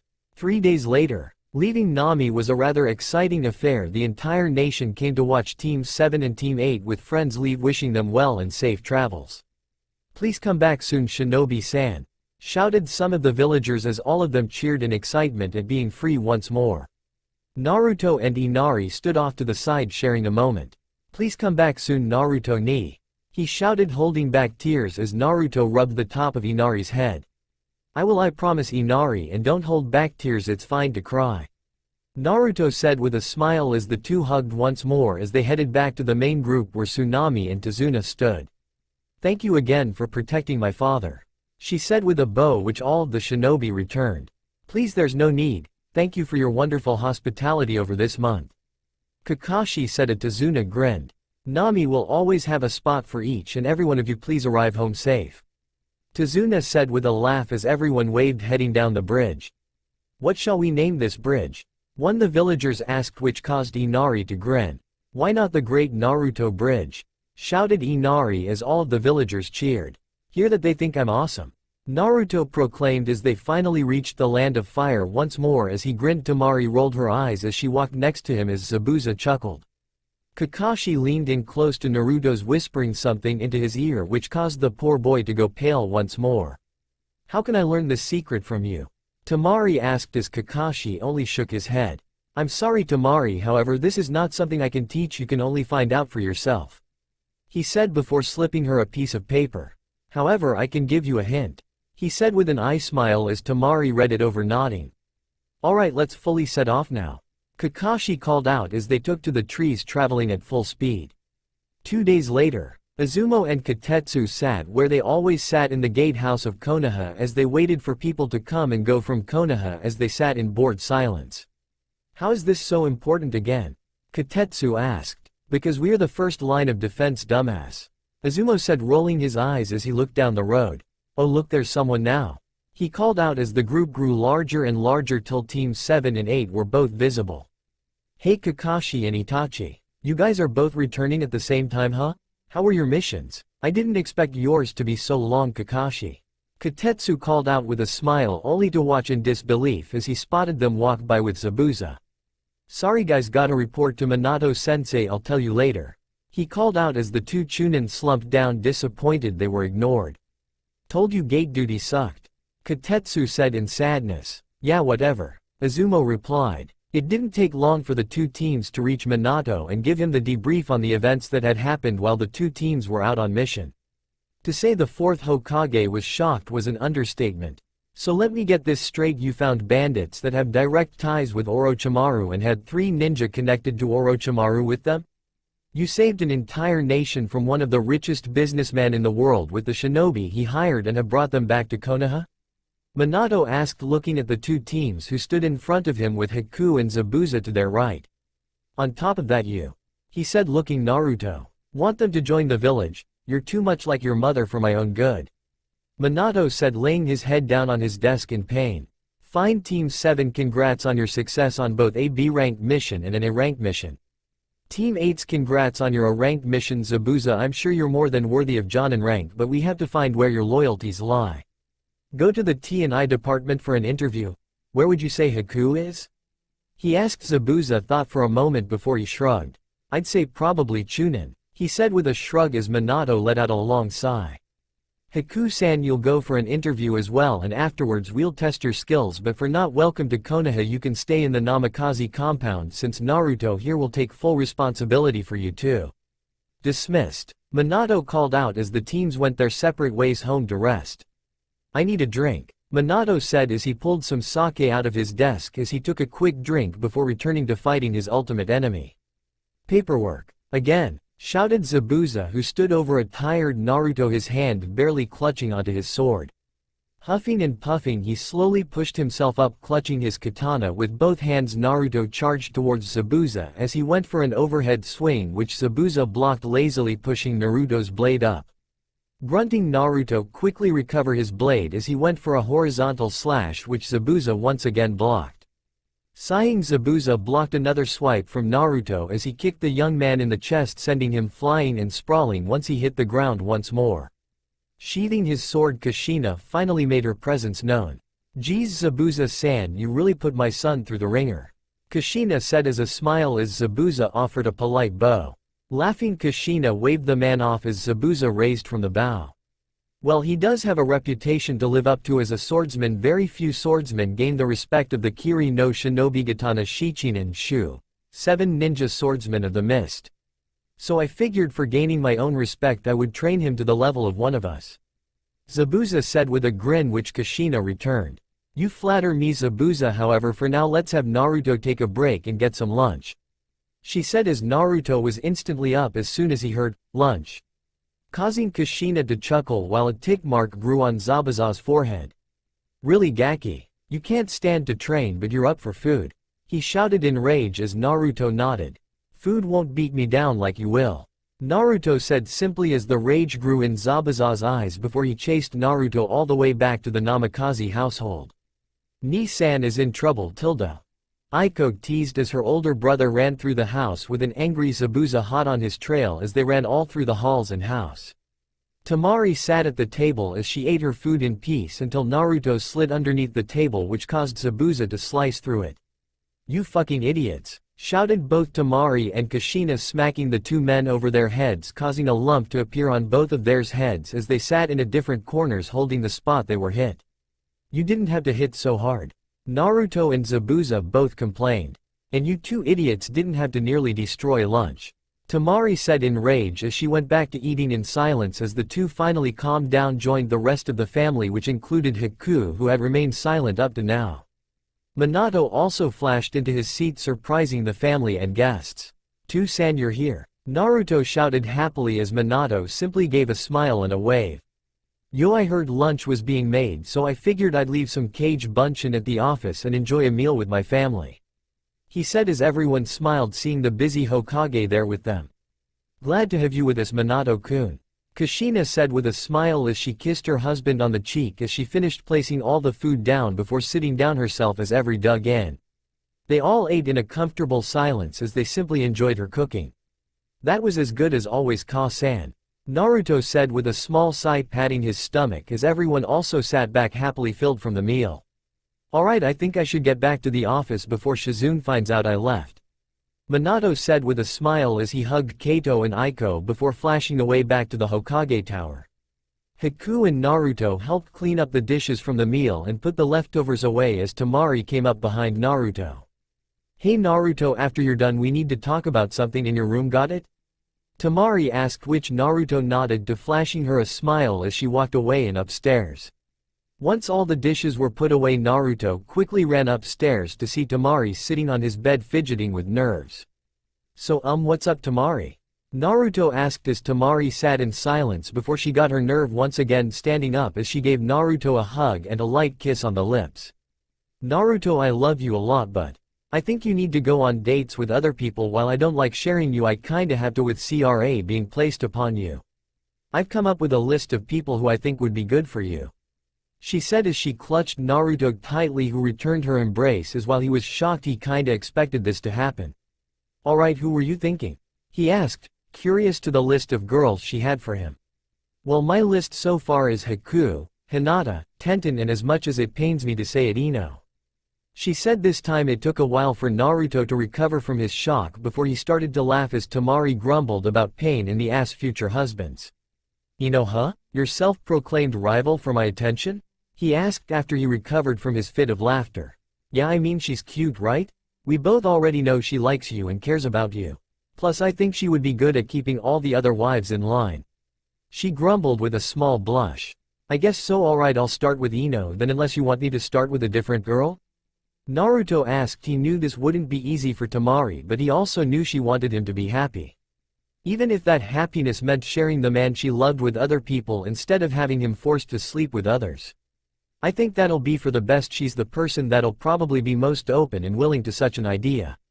Not that I think any of the other girls would be against it, she said as Naruto nodded. However, a question did come to his mind. And what about Haku, huh? I would never have thought about adding her? Naruto said with some confusion. This was the same dense Naruto after all. Tamari for the most part shook her head and sighed.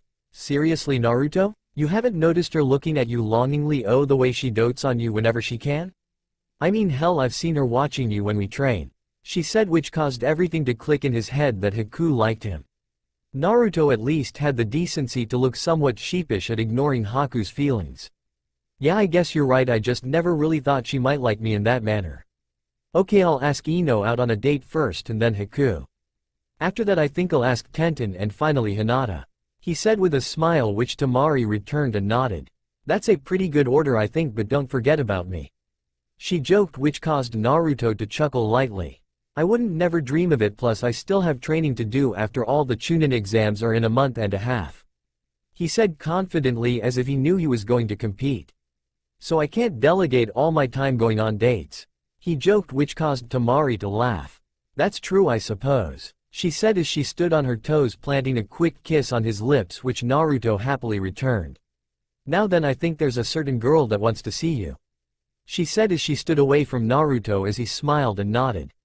Okay, Tamari-chan, I'm sure Ino will want to wear something nice and such, so I'll head to training ground 7 after talking with her for our team training today, he told her, planting a kiss on her forehead. He took off towards the Yamanaka flower shop. It didn't take long for the boy to reach the shop, jumping from rooftop to rooftop. Standing at the door to the shop, Naruto steeled his nerves. While he had known for a long time she liked him, being the leader of his fan club and everything, seeing her at Wave had changed his idea about her. She wasn't always trying to be around him or trying to interact with him. It was a nice change of pace. Once the teenager was calmed enough, he entered the little shop, ringing a small bell above the door. Welcome to the Yamanka family shop, how can I help you? Came the voice of Ino, who was staring at some flowers behind the desk. Well, I had a question, Naruto said as he looked at some flowers just in front of the desk. Ino, hearing Naruto's voice, jumped up in surprise, turning to see her longtime crush. Naruto-kun, what are you doing here? She asked, confused to see the young man in her family's shop. It wasn't an unwelcome surprise, but a surprise nonetheless. Well, do you know what the CRA is? Naruto asked Ino. He didn't want to come right out and ask the girl on a date and give her the wrong idea, so he figured he'd start with the basics. Yeah, it's the Clan Restoration Act, right? Where if the village thinks a clan is weak, a male or female heir is required to take on multiple spouses. Why do you ask? Ino said, confused why the boy was talking about politics with her. Well, it's not super well known, but you see, the Namakazes were a clan up powerful at that, but we lost almost every member in it after the Second Great Shinobi War till it was just my dad left. I've been placed under the CRA, he told her as he watched everything click in her mind before she looked at him surprised. Wait, why are you telling me this? She asked, hopeful that what he was about to say was true. Well, I was wondering if you wanted to. He was cut off when Ino squealed and jumped from behind the counter, hugging the man. I would love to go on a date with you, Naruto-kun.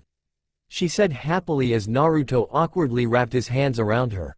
Well, I guess that was pretty easy. He muttered under his breath so Ino couldn't hear him. Stepping away from the boy, she rocked on her heels and thought. It'll take some time for me to get ready, so be back here at 8 p.m. pronto. She said as Naruto nodded, rubbing the back of his head, having guessed Ino would say something like this. Alright, you got it, Ino-chan, I'll be back at 8. He said with a smile before heading off to the training grounds, missing Ino dancing around the store happily. He quickly arrived at the training grounds to see Shikamaru sound asleep as Temari practiced some futon jutsu by herself. No sign of Kakashi though, which was to be expected from the man. Is it done? Temari asked, not even looking back at her fiancé. Yeah, we'll be going on a date at 8 p.m. tonight. He said, scratching his cheek as he thought about where he was even going to take the girl. Well, it's Ino, so I'd say take her to a fancy restaurant and maybe a dance club. Temari told Naruto, having seen the dilemma on his face. Naruto's face lit up as he knew exactly where to take Ino now. Thanks Tem-chan, you're the best. He said as he gave her a quick peck on the cheek, feeling Kakashi finally approaching. Good morning my cute little genin, as you know the Chunin exams are approaching and I have half a mind to put your guys' names in the running, seeing as you guys are high genin level already. So I want to get you guys up to low Chunin level. He said with an eye smile as he created a handful of shadow clones. You're going to start by putting these on. He said, tossing a set of weights to each of the genin's feet. Chakra weights? Naruto asked, looking at a seal which was on all 12 of the weights.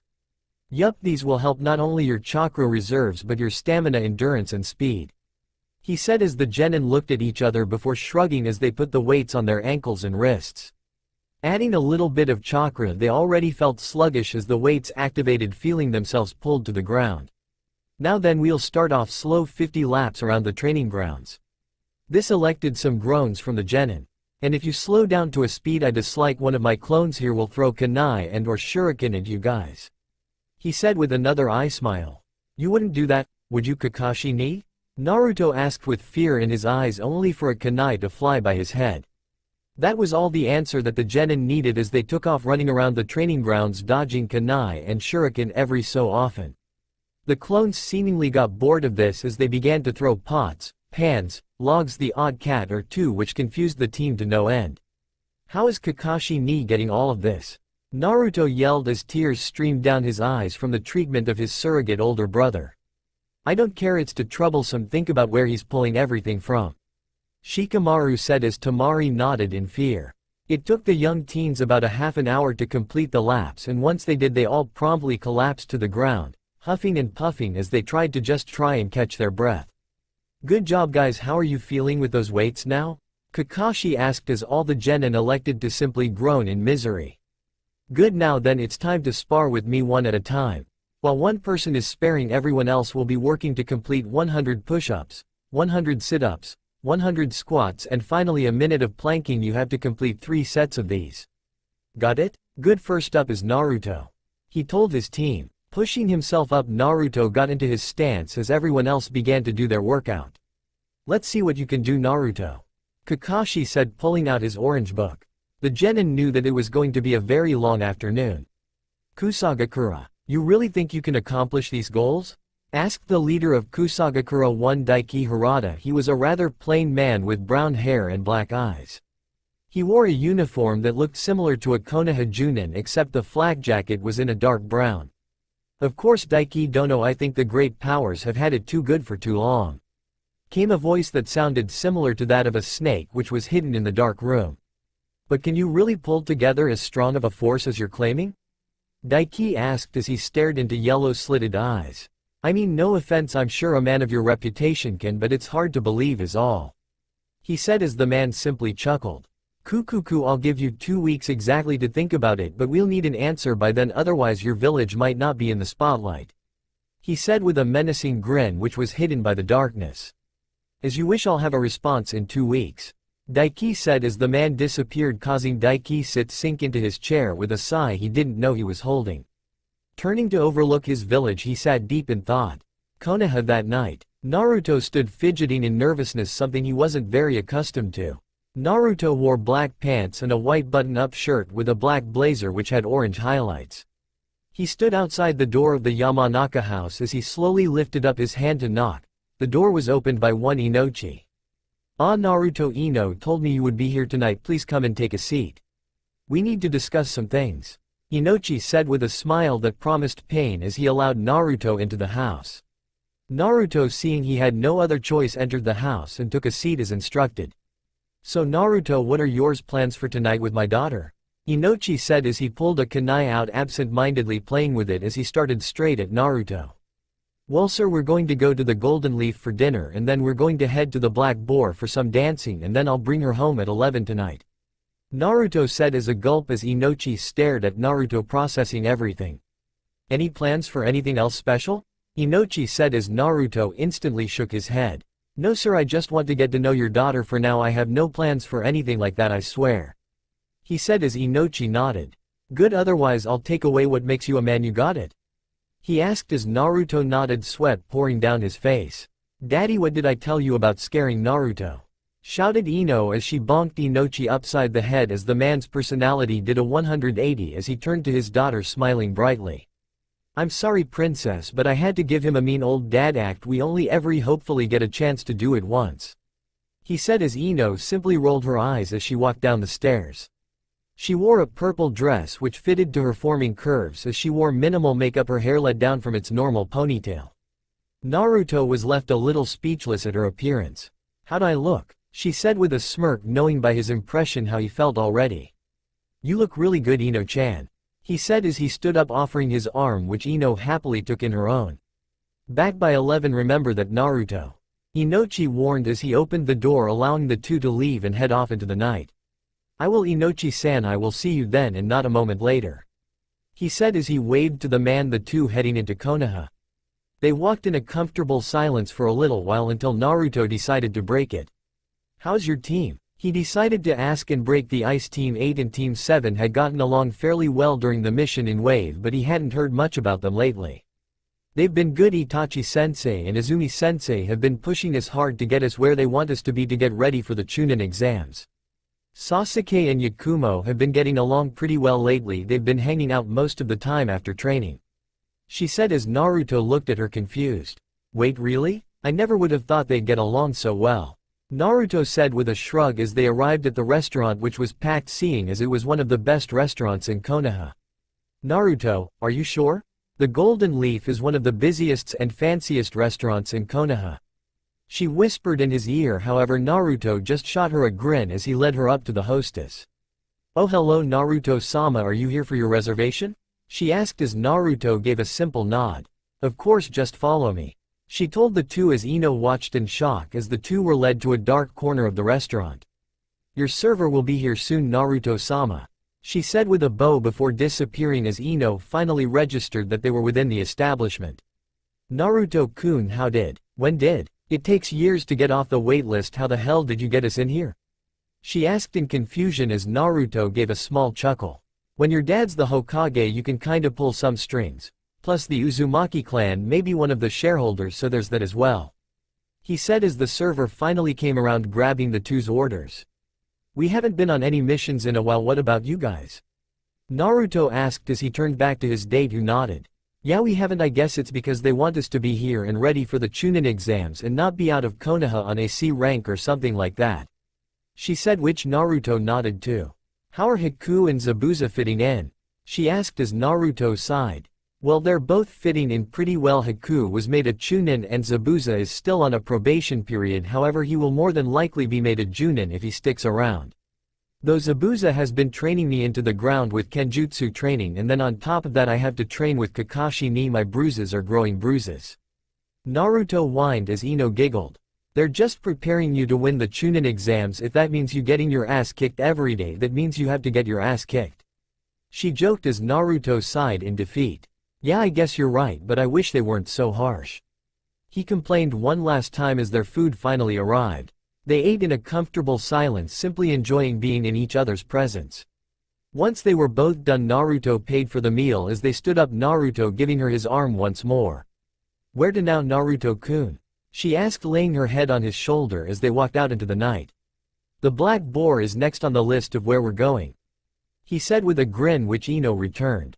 Going dancing are we? How bold of you, she said in his ear as they walked through the streets of Konoha. It didn't take too long to arrive at their destination, which once again was packed. Are you going to pull some strings again? She asked, which Naruto simply nodded once again. Of course, he said, walking up to the bouncer past the large line.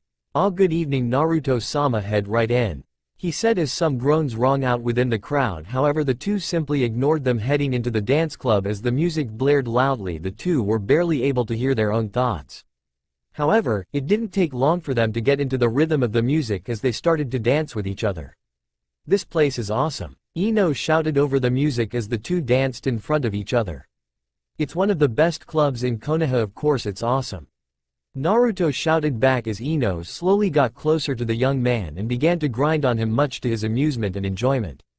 Alright, this next song is for all the couples out there, came the voice of the DJ as the music changed to a slow song, causing Naruto to hold out his hand. Can I have this dance? He asked as Ino rolled her eyes and grabbed his hand. Of course you can, she said as they wrapped their arms around each other, dancing slowly to the music as Ino laid her head on Naruto's shoulder, simply enjoying being so close to her crush. Once the music stopped, Naruto looked at the clock on one of the walls and saw the time. Ah shit, it's 10:45, we need to get you home, he said, scared of incurring her father's wrath as Ino simply sighed. Yeah, I guess you're right, she said sadly as they left the club heading towards Ino's house. Once they arrived, they stood just outside the door holding hands. This was really fun Naruto-kun, we should do this again, she said as Naruto gave her a smile, causing some butterflies to move in her stomach. Of course, we'll have to do this again after the Chunin exams, he said as they slowly leaned forward, kissing each other on the lips. Just a simple peck before they departed, with Naruto heading home and Ino walking into her own home happily. Minato's office. And that's why we want to participate in your Chunin exams this year, came a deep and rumbling voice in front of Minato as he frowned. Sitting before Minato was a middle-aged man with blue hair which is styled in a moused-up manner. His left eye was blue and his right eye was covered with an eye patch. He wore a talisman in each ear with the kanji for "to hear" written on them twice on each side. He also wore the standard striped, gray suit, with a green haori that had white trimmings that stop halfway down, over them. I understand why you want to, but on the international stage, how would it look if we supported rebels of another country? Ao was it? The now named Ao frowned as he stared at Minato. But it could also strengthen the bonds between our two nations if we win the civil war. Kiiroi has been isolated for a long time, and let's face it, your only ally currently is Suna, which is the weakest of the Great Five. While we will be weak after the civil war, it would still strengthen the amount of shinobi fielded by both Konoha and Suna, Ao said as Minato thought about it, resting his chin on his hands as he thought about the offer. I've already received a request from Yagura to participate in our Chunin exams, Minato said bluntly as Ao's frown turned into a grimace. Oh, he said sadly as Minato nodded. Oh is exactly right. I haven't agreed yet, however accepting either request can look bad on mine and Konoha's part, he said as he picked up a pen and began to tap it on the desk in thought. Well, what if you agree to both of our requests? Ao asked, causing Minato to freeze and stare at Ao. And risk Konoha becoming a battleground for both factions? He asked with a frown as Ao returned it, seeing the logic. Well, what if sanctions are placed on both factions to prevent such a thing? 3 teams from both factions with 2 bodyguards for our respective leaders, Ao suggested as Minato sighed, thinking on the matter. I'll ask Yagura, you'll receive an answer by the end of the week hopefully, but for now you can stay in Konoha, I'll summon you once I have an answer, he told the man who nodded, standing and bowing before leaving. Minato sighed as he pulled out a piece of paper beginning a diplomatic letter to the Nidaime Mizukage. 5 days later, 23 days till the Chunin exams. Naruto panted as he looked at a shredded training dummy as Kushina stood to the right of Naruto. Nodding to him, the boy fell on his back looking up at the clouds. Very good Naruto-kun, not many genin can master that jutsu, but I'm impressed you were able to, she said with a smile as the dummy slowly fell apart. But you did go a little overboard, she said looking at her son with a smile. So the Gaki finally mastered the jutsu, huh? Came the voice of Zabuza, who sat at the base of the tree, his eyes closed as if he was asleep. Naruto barely turned his head to look at the man before looking back up at the sky. Looks like it now. Remember Naruto, this is an ace in the hole and under no circumstances are you to use it on a Konoha shinobi or unless you need to. She warned Naruto, who lazily nodded. Yeah, you got it. He said tiredly as a tick mark grew on Kushina's head. You don't seem to understand, Databane. She shouted, bopping Naruto in the head, who shot up immediately to grow some space between him and his angry mother. I understand, Ka-san, he shouted in fear as Kushina put her hands on her hips with a victorious smirk. Good, you better, she said, looking up into the evening sky with a frown. Well, it's too late to cook for tonight, so let's head to Ichiraku. I haven't been there in a while, she said happily as Naruto grinned. Alright, 5 miso ramen, here I come, he shouted as he started marching off towards the ever-popular choice of the Uzumaki, only to be grabbed by one Zabuza. Now Naruto, you may have mastered the jutsu, but that doesn't mean your kenjutsu training for today is done, he said with a vicious smirk as Kushina continued on towards the ramen stand. I'll bring you takeout, Naruto, do try to go a little easy on him, Zabuza, she said as she returned Zabuza's smirk as Naruto sighed, pulling his katana from its sheath. Zabuza simply pulled his kabikirabocho off his back, holding it in front of him. Come at me whenever you're ready, Gaki, Zabuza said simply as Naruto charged forward, going for a horizontal swing which Zabuza lazily blocked, sparks flying off their blades. Naruto flipped over the large blade, going for a stab to his abdomen, only for Zabuza to quickly place the sword in front of him, quickly blocking the stab. Naruto attempted to flip up and over Zabuza, only for the man to grab him by the foot, slamming him into the ground with a small yawn. Is that all you have, Gaki? Zabuza asked as Naruto quickly shot up from the ground, standing before Zabuza with his sword at the ready. Not even close, he shouted, charging towards the swordsman once more, attempting to get a cut in. However, Zabuza lazily blocked every stab, swing, poke, jab, everything. Naruto attacked again and again, however he gained no ground. Eventually exhaustion caught up to Naruto as he fell on his back once more, breathing heavily. You did good, Naruto, I'm a master swordsman, you won't be able to beat me after a couple of months of training, Zabuza said to Naruto as he sat down next to the young man waiting for dinner. Tanigakure, village hidden in valleys. Your proposal has merits. The land of rivers has always wanted to expand, but our position has led us to be trapped between where we are. We will accept your proposal, came the voice of the leader of Tanigakure. For that reason we will accept your deal in hopes of a stronger future for Tanigakure. Ishigakure, village hidden in stones. We agree. Suna has had it too good for too long with its ally in Konoha. Ishigakure will no longer stand in the shadow of both Iwa and Suna. The voice of the cage of Ishigakure came from within a stone room. Shimogakure, village hidden in frost. While I would like to accept, my main concern is how do we get our troops in position. We'd have to go by sea or through the land of hot water, and both ways would raise concerns, said an aged man, the leader of Shimogakure.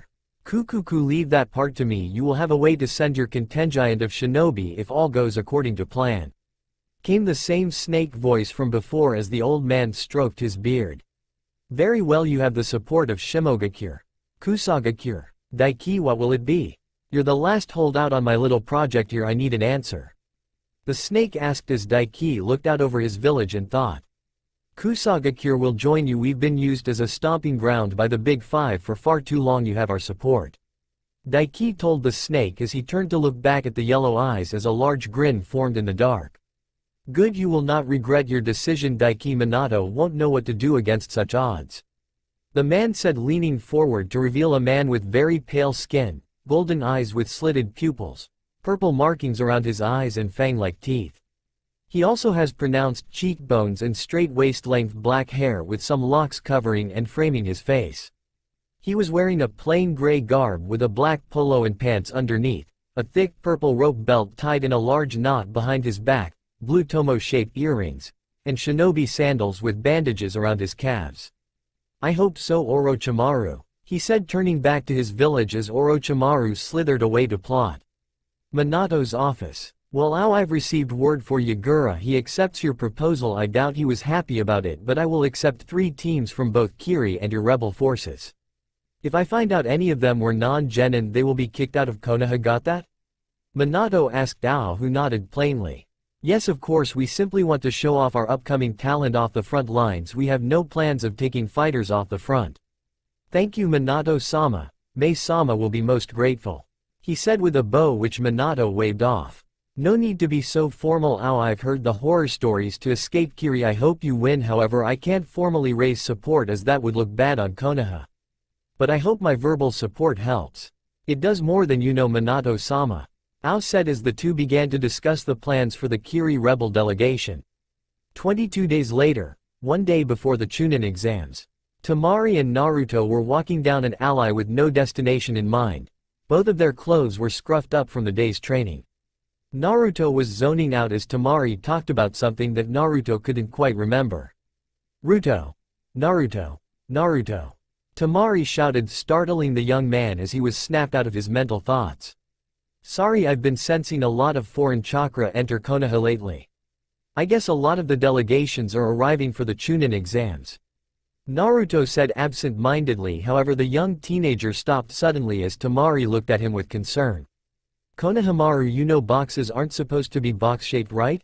Naruto called out, causing Temari to look back and see a box with eye holes. Just what I expect from you, boss, as sharp as ever. Came a young voice before it burst into smoke, 3 figures popping out from within it. The first figure and the apparent ringleader had short spiky brown hair, blue eyes, and a small chip in his tooth. He wore gray shorts and a yellow shirt with a red Konoha symbol printed on it. He also wore goggles like a he at 8. The second figure was another young boy who had short brown hair and dark eyes. He is characterized by the drip of snot always seen hanging from his nose and his circular glasses. He wore a simple blue shirt which zipped up the middle, a pair of brown pants, sandals and a pair of goggles. The last member of the trio was a young girl. She had orange hair tied up, with red elastics, into 2 very large pigtails. She also has a perpetual blush. She wears a red tank top over a pink t-shirt layered at the bottom. Her pants are gray and she wears the traditional ninja sandals. Like the other 2 boys in the group, she wore goggles like a he at 8. Konohamaru, you've certainly gotten a little better but not good enough to beat me just yet. He said with a grin as he rubbed the top of the young man's head, angering him. When Naruto and by extension Hiruzen first met Konohamaru, Hiruzen made Naruto promise to look out for the young boy. Seems like he's still up to no good even all these years. The Monkey Clan will love to have him as their summoner one day. Hiruzen said with pride, causing Naruto to smile at the grandfather's reaction to seeing his grandson. One day I'll be able to Naruto ni, he said, returning the smile as the 2 fists bumped. Keep this one in line, Udon. Moegi, if he's anything like me, he'll be a troublemaker one day, he said with a small grin, addressing the other 2 members of the ninja squad. Temari? Temari, is that you? They heard a familiar voice. The 2 turned to see a Bunraku puppeteer's costume, a black, baggy, full bodysuit with a red and yellow circle on the front. He also wears a black hood which covered his head completely, and had cat-like ears and his forehead protector on his forehead. The boy sported a triangular face paint design, and on his back was a cocoon of bandages. Next to him was another teen who had fair skin, green eyes, and short auburn hair which was rather spiky. He also lacked distinctive pupils or eyebrows. He also had tanuki-like black rings and the kanji for love on the left side of his forehead. The boy wears a black bodysuit with an open neck, t-shirt-like sleeves, and almost full-length leggings. With this, he wears a white cloth over his right shoulder and the left side of his hips. He has a wide leather band from his left shoulder to his right hip with which he carries his sand gourd and around which he wraps his forehead protector. Gaara? Kankuro, is that you? Temari asked in shock before she ran and hugged her brothers, who gladly accepted and returned the hug. Yo, long time no see, you guys, how y'all been? Naruto asked with a grin as he held out a fist for Kankuro to fist bump, who gladly returned it after he released his sister. Geez, you've gotten taller, Naruto, you're not the same pipsqueak in Suna. Kankuro joked as a tick mark grew on Naruto's forehead. Pipsqueak. I'll let you know I was just short for my age. Naruto shouted in anger as Kankuro simply laughed. That's what a pipsqueak is. He shouted back at Naruto, trying to keep from laughing as Gaara and Naruto looked at each other. Q. Gaara said with a nod. Ichi. Naruto replied before holding out a fist for a fist bump that Gaara happily returned. How's the Ichibi treating you? I've heard that most of your previous Jinchuriki have had trouble with it. Naruto said as Gaara nodded. At first yes, I heard its voice, however your father fixed my seal and I've been able to sleep. Also, isn't it rude to eavesdrop on people? Gaara asked, suddenly looking up into a tree. Every's eyesight followed his to see Sasuke. Teme. Naruto said simply as Sasuke sighed, dropping down. Dobi, he said before turning to look at Gaara once more. Asuna shinobi, huh? You must be here for the Chunin exams. Sasuke said mostly to himself as he stared at the two Suna shinobi. An astute observation. What is your name? Gaara asked as Sasuke simply continued to stare, only for him to be jabbed in the side by Naruto. Looking back at the blonde shinobi, the two had a mental conversation before Sasuke relented. My name is Sasuke Uchiha, and what is yours? He asked Gaara, who nodded. My name is Gaara no Sabaku. I look forward to facing you, Uchiha. Temari, it was good to see you, and you as well, Naruto. Let's go, Kankuro. Gaara said as he turned, leaving with his brother towards their hotel most likely. Naruto turned to Sasuke as he grinned. I hope you bring your A game tomorrow, Teme, because you're the one I want to fight. He said with an ever-present grin, holding out his fist to bump, which Sasuke simply bumped with his own before turning and leaving. See ya later, Ni-san. Konohamaru called out, running his own way, leaving Temari and Naruto by themselves. Come on, Naruto-kun, Kushina is probably waiting for us to start dinner, seeing as tomorrow is the start of the Chunin exams. She said with a small smile, which Naruto returned before the two took to the rooftops, heading home for the night. Dinner was an exciting affair with laughter and smiles all around. Good night, everyone. Naruto called out as he and Temari headed upstairs to their room. Getting undressed, the two quickly got into bed, just enjoying being in each other's arms. Naruto, you know the Chunin exams can be deadly, right? Temari asked, turned away from Naruto as she felt him move his chin in a nodding motion. Yeah, of course, why are you bringing this up? Naruto asked as Temari gained a mischievous grin as she pulled out a little orange book from behind the bed. Because I'm deadlier, she said as she opened the book, only to feel it plucked quickly from her hands. How did you find that? He said in a scared whisper, knowing the implications if his mother found out. A woman has her ways, she said simply. It was Kakashi. Naruto said as Temari at least had the courtesy to blush at being found out. It was Kakashi, she said with a small giggle before turning around and looking up at Naruto's face. We could both die tomorrow or at some point in the exams, she said softly, nuzzling into his chest, listening to his breathing and heartbeat.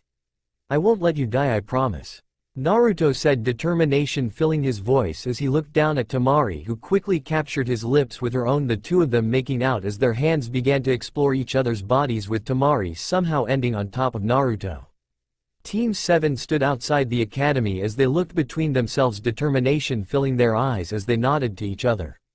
Lots of foreign genin and Konoha genin filled the yard, ready to compete and prove they were worthy of being a genin. Look out everyone, Team 7 is going to win this entire thing.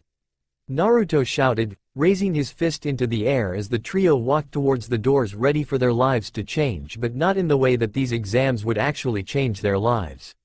The academy was packed with young shinobi and kunoichi alike with aspirations to become chunin in their respective villages. Walking through the halls, Team 7 worked hard to stay close to one another as they walked through a large crowd, which all seemed to stop on the second floor. Isn't the Chunin exam room in room 301? Naruto whispered to Shikamaru, who simply nodded. Yeah, something is going on.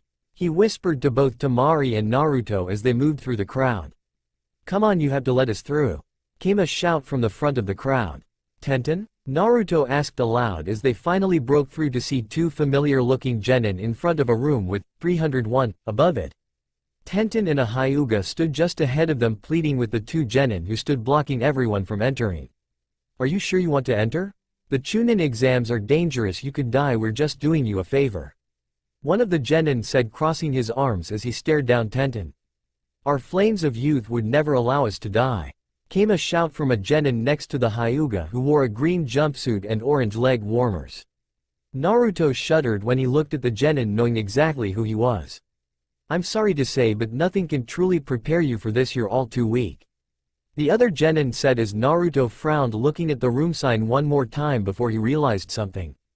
It's a genjutsu, come on guys, let's keep heading upstairs, Naruto whispered as they started to push their way through the crowd. The team with Tenten caught their movement and nodded between themselves.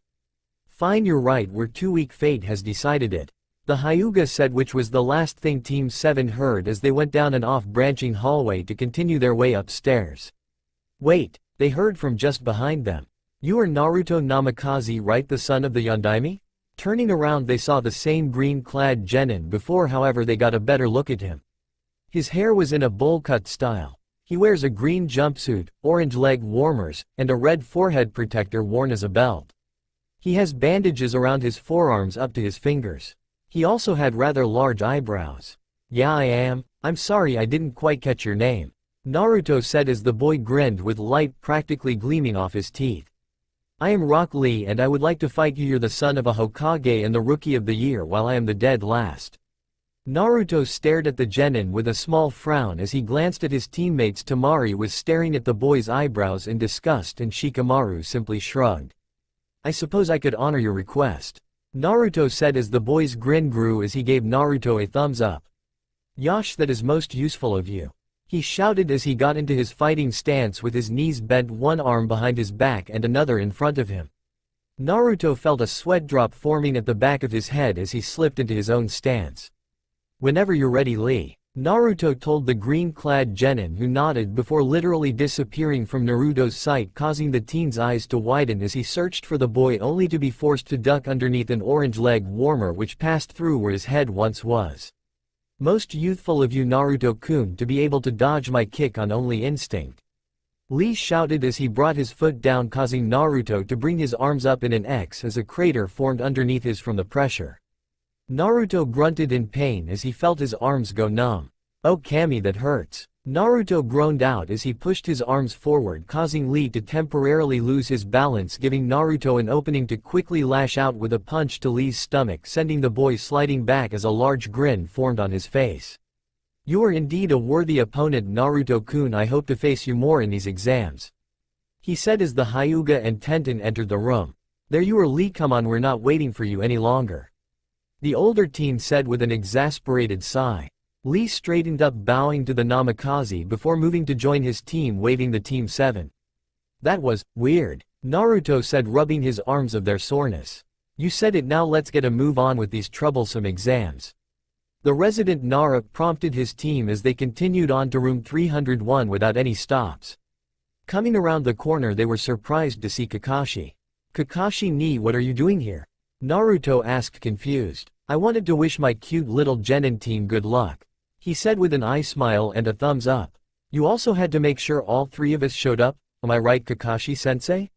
Shikamaru asked, causing Kakashi to falter a slight bit. Well, yes, you are Shikamaru, however that doesn't mean I'm not here to see you guys off. Whether you become Chunin or not, I believe in you guys, so good luck, he said with an eye smile before shining away.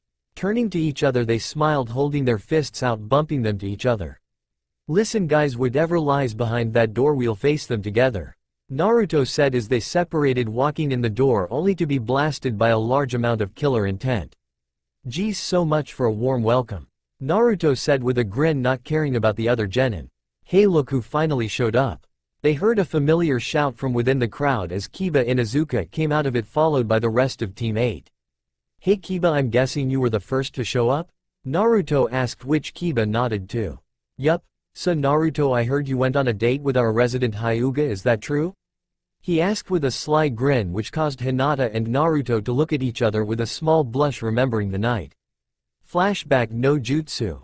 It had been about a week after Naruto took Ino on a date and Temari and Naruto were simply lounging around after a morning of training. I think Hinata would like a date, Temari told Naruto, causing the boy to raise an eyebrow at her. Don't give me that look, it's been a week since your last date, I know you're putting them off, she told Naruto, who sighed at seeing he'd been caught. I talked to Ino and we're fine with it, we both agreed it should be Hinata next, Temari told Naruto. Are you guys forming a circle now? Naruto asked with a raised eyebrow. Yes, was all she said, causing the teen to roll his eyes as he got up, stretching. Take a shower before you even think about going to the Hyuga complex, Temari shouted at Naruto as he headed upstairs. Once the boy was washed and freshly dressed, he headed out the front door, taking to the rooftops. Thankfully he didn't have to go far as the Hyuga clan complex was very close to the Namikaze complex. Halt, state your name and purpose. A guard shouted once Naruto got to the gates. "Ah, I'm Naruto Namikaze here to meet with Hisashi Hyuga." Naruto called out as one of the two Hyuga activated their Bakugan. Doing a quick check on Naruto, one of them disappeared heading into the complex. Naruto stood awkwardly for a while before the guard returned. "You don't have an appointment, however Hisashi-sama has granted you an audience," the guard announced as the gates opened, allowing the teenager inside as he made his way towards the clan head's office, having been here with Minato many times. Knocking on the door, he waited patiently for the sounds of Hisashi's voice. "Come in," his voice called out as Naruto opened the traditional door, bowing to the clan head as he took a seat before the man. "Naruto, what brings you here?" he asked, staring down the young teen. "Hisashi-sama, I've come to make a request with you," Naruto said as Hisashi barely raised an eyebrow. "Go on, I don't have all day, Naruto," Hisashi told Naruto, who gulped, thinking of the right wording that his mother had taught him. "Hisashi-sama, I request from you as the father of Hinata the right to court her and take her on a picnic tonight," Naruto said, bowing low, catching the man off guard, who stared at Naruto in contempt for a moment. "You know what you're asking me, right, Naruto, and I know of your situation, so please explain why I should accept?"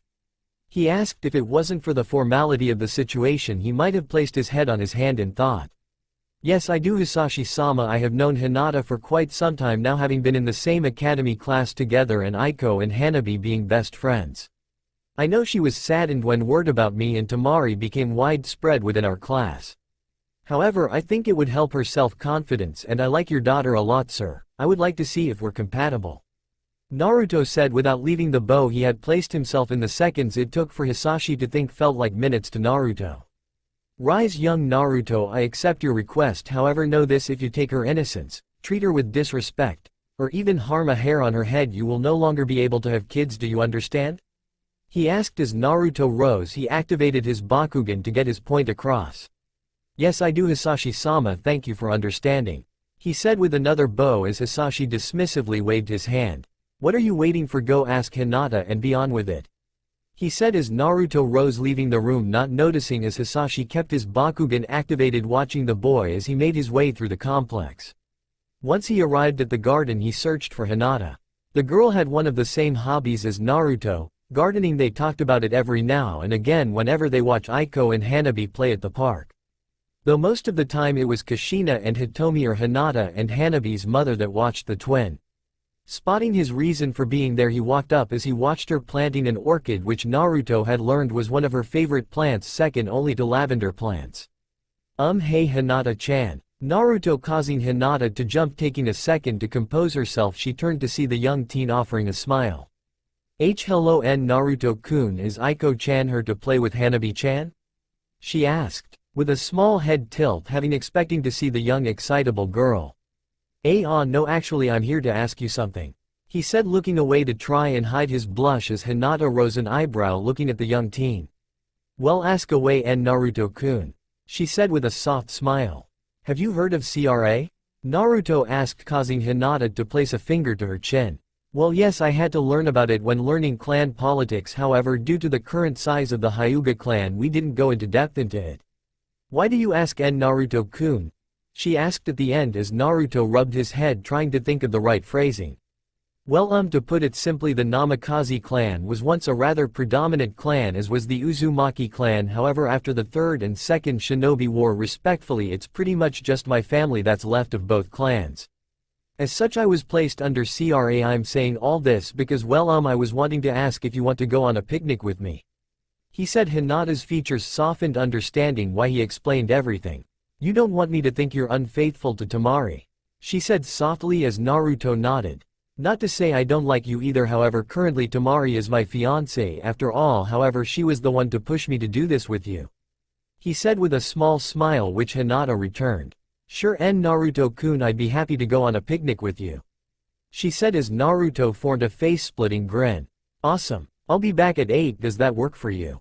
he said as Hinata nodded, which was all that kept her from fainting in joy as Naruto waved, heading to prepare for the picnic as Hinata skipped happily to her room to prepare for the night. The moment came pretty quickly, quicker than the two expected. Naruto arrived at the gates wearing burnt orange pants with a black dress shirt and an orange tie. He also had a picnic basket in hand and a blanket. The guards looked him over, motioning for him to wait. He didn't have to wait long as Hinata arrived wearing a simply lavender kimono and a light amount of makeup. "You look really nice tonight, Hinata-chan," he said with a smile, which she returned as she accepted Naruto's outstretched arm. "You do as well, Naruto-kun," she said as they started to walk through the streets of Konoha. Naruto motioned for her to hold tight, which didn't take much persuading on Hinata's part as he shushined them up to the top of his father's head. "It's really beautiful up here, Naruto-kun," she said softly as Naruto began to lay out the picnic before them. "It is, isn't it? I'm not sure why, maybe it's because he's my dad, but I've always felt drawn to head up here whenever I'm sad. It's just comforting looking over the village, it makes me want to protect it with everything I've got," he said as a small grin formed as his conviction grew. It was hard for Hinata not to have a soft smile as well as she sat up the blanket once everything was laid out. "And around this time is the best to be up here," he said as he began to eat the food he had prepared earlier, which included some of Hinata's favorites like cinnamon buns. "Why's that, Naruto-kun?" she asked as Naruto simply grinned at her. However, he didn't say anything as he simply motioned for her to wait. Suppressing a shrug, the girl began to eat as she watched the town. And that's when she saw it, Konoha bathed in the setting sun, painting the village in oranges, reds, and even purples. "It's so beautiful, Naruto-kun," she said with a gasp as Naruto simply nodded. "Yeah, I know," he said as they ate in silence before they returned to the Hyuga clan compound, departing to continue preparing for the Chunin exams. "Kai, yeah, we did, it was pretty nice," Naruto said, rubbing the back of his head as another team entered the room. "Look who it is, Dobi," Sasuke said as he was followed by Yakumo and Ino. "Teme," Naruto said simply as he raised a hand out, which Sasuke happily returned. "Naruto-kun," Ino said as she hugged the teenager, who happily returned the hug. "Ino-chan," he said with a grin as he returned the hug. Backing away, she turned to Temari as the two stared at each other before they nodded. Turning to the door once more, they spotted yet another team entering. "Sasuke-kun," came the shouts of a familiar pink-haired girl as she was followed by Sai and Shino. "Is everyone competing this year?" Choji asked Shikamaru, who simply shrugged. "There's been rumors we were all going to compete, but I guess it's true," Ino told the two as she waved to Sakura, who waved back. "I've heard people calling us the Rookie 12 as this is the first time an entire academy class has attended the Chunin exams," Naruto said as everyone mingled. "Geez, you guys are making quite the ruckus, don't you even realize everyone is staring at you?" a voice asked as everyone stopped staring at the person who approached them. He had onyx eyes and ash-gray hair, which he kept in a ponytail. He had black-rimmed circular glasses. He also wore a dark purple shirt with a high collar, a white undershirt, and dark purple pants with a white cloth waistband. Lastly, he was wearing dark purple fingerless gloves with armored plates on the back of the hand and a blue forehead protector. "I'm sorry, but we don't quite know who you are," Naruto spoke for the group, staring at the man. Something felt off, but he couldn't quite place why. "Oh, where are my manners? My name is Kabato. I'm assuming this is the first time you guys are taking the exams," Kabato said as all the rookies nodded. "How many times have you taken them?" Kiba asked with Kabato chuckled, rubbing the back of his head. "Well, this is the 6th and hopefully last time I've taken the exams," he said sheepishly as Kiba laughed. "6? You must really suck," he said as Kabato chuckled with him. "Perhaps, but the exams are also rather hard, a lot of genin die every year," he said seriously, which caused Kiba to stare at him in shock. This shook up all the other rookies. "But not to worry, the exams are different year, however a lot of time the contestants aren't. I've actually collected a lot of information on everyone," he said as he pulled out a deck of cards. "Cards?" Shikamaru asked. "Yeah, cards. These cards contain information on every genin here, their strengths and such, and their specialties. The same goes for every village," he said, picking out a card showing Konoha, which included information like most common nature, affinity, most common specialty, etc. "I can show you guys information on specific people if you want," he said with a grin as Sasuke thought for a minute. "Rock Lee, Naruto Namikaze, and Gaara," he said, getting a raised eyebrow from the boy. "Naruto, be carefully, I have a bad feeling about this boy. No one should have this much information about everyone," came the rumbling voice of Hiruzen. "Yeah, I have a bad feeling about him as well," Naruto said as he cut off the connection, seeing him pull out a card. "Rock Lee from Konoha. He has below average stats on everything besides taijutsu, which is far above most genin, even some chunin," He's taken 64 D-rank missions and 5 C-rank missions, even 1 B-rank mission. His teammates are Tenten and Neji Hyuga. Their Junin sensei is made a guy. He read off, putting the card back into the deck. This sparked some red flags in Naruto's mind instantly. Mission files were kept top secret as to protect the client and the genin team. No one should know the number of missions anyone has taken. Naruto Namikaze of Konoha. He has above average taijutsu and speed. He also has above average skills in ninjutsu, however he has no skill so to speak in genjutsu. His team consists of Shikamaru, Nara and Tamari. They've taken 29 D-rank missions, 1 B-rank mission and 1 A-rank mission. He also appears to be skilled in kenjutsu. Kabato finished returning the card to his deck. Finally, Gaara of Suna. He has no listed skills in anything besides ninjutsu. His team consists of Kankuro and Matsuri. They have completed 15 C-rank missions, 4 B-rank missions and 1 A-rank mission. However, Gaara has always returned without a scratch. This further proved Naruto's suspicions, as he could maybe understand Konoha teams, however Suna teams were different. What's the composition of nations fighting this year? Shino asked as he pushed up his glasses. Well, the majority of teams consists of Konoha with 50 teams. Kusagakure is the second largest with 10 teams. Kirigakure sent 3 teams, and there's also 3 teams from their faction of rebels, which is surprising. Komogakure sent a single team this year, and so did Sanagakure, and Omegakure sent 3 teams. There is Otogakure, which sent 2 teams. They're rather small and new hidden village, so I don't expect much from them. And lastly, there's a single team from Takigakure. So overall there's 222 genin from different nations around Hai no Kuni. Kabato finished his movement, caught Naruto's eyes looking up. He saw what could only be described as a mummy. The teenager had bandages covering most of his face, leaving only his left eye uncovered. He also wore a large poncho with long sleeves, a snake-patterned scarf around his neck, a straw raincoat protruding from the back of his scarf, and a large metallic object on his right arm. The boy charged forward, throwing a punch at Kabato, who dodged punch by leaning backwards. However, Naruto's ears picked up on the vibration of chakra in the air. What happened next surprised everyone as Kabato's glasses cracked and he hunched over, throwing up. That's for overlooking Otogakure, watch your back, he said simply as he turned to move back into the crowd, only for a puff of smoke grab everyone's attention at the front of the large room. Shut the fuck up and take your seats, and I swear to Kami, if I see anyone of fighting I will kick you out of the Chunin exams. Came a gruff voice as the smoke cleared to reveal a group of Chunin led by one man. The man had a large and imposing figure, which he complements with a rugged head and face covered with old wounds and scars. His head was covered by his Hiat-8, which was worn like a bandana. He also wears a darker version of the standard uniform of the intelligence division, along with a black trench coat and gloves. Everyone was shuffled around the room and assigned to different seats, and every team was split up. Naruto was sat between a teenager with short, tufty blue hair and dark eyes. He also has pointed, shark-like teeth. He wears square, black-rimmed glasses connected to ear protectors, a blue pin-striped shirt and camouflage pattern pants. He wore a Hiat-8 with the kanji for rebel, fan, on it. On his right side was a young, dark-skinned Kumo nin with short, spiky, white hair and dark eyes accentuated with eyelashes curving upwards from the corners.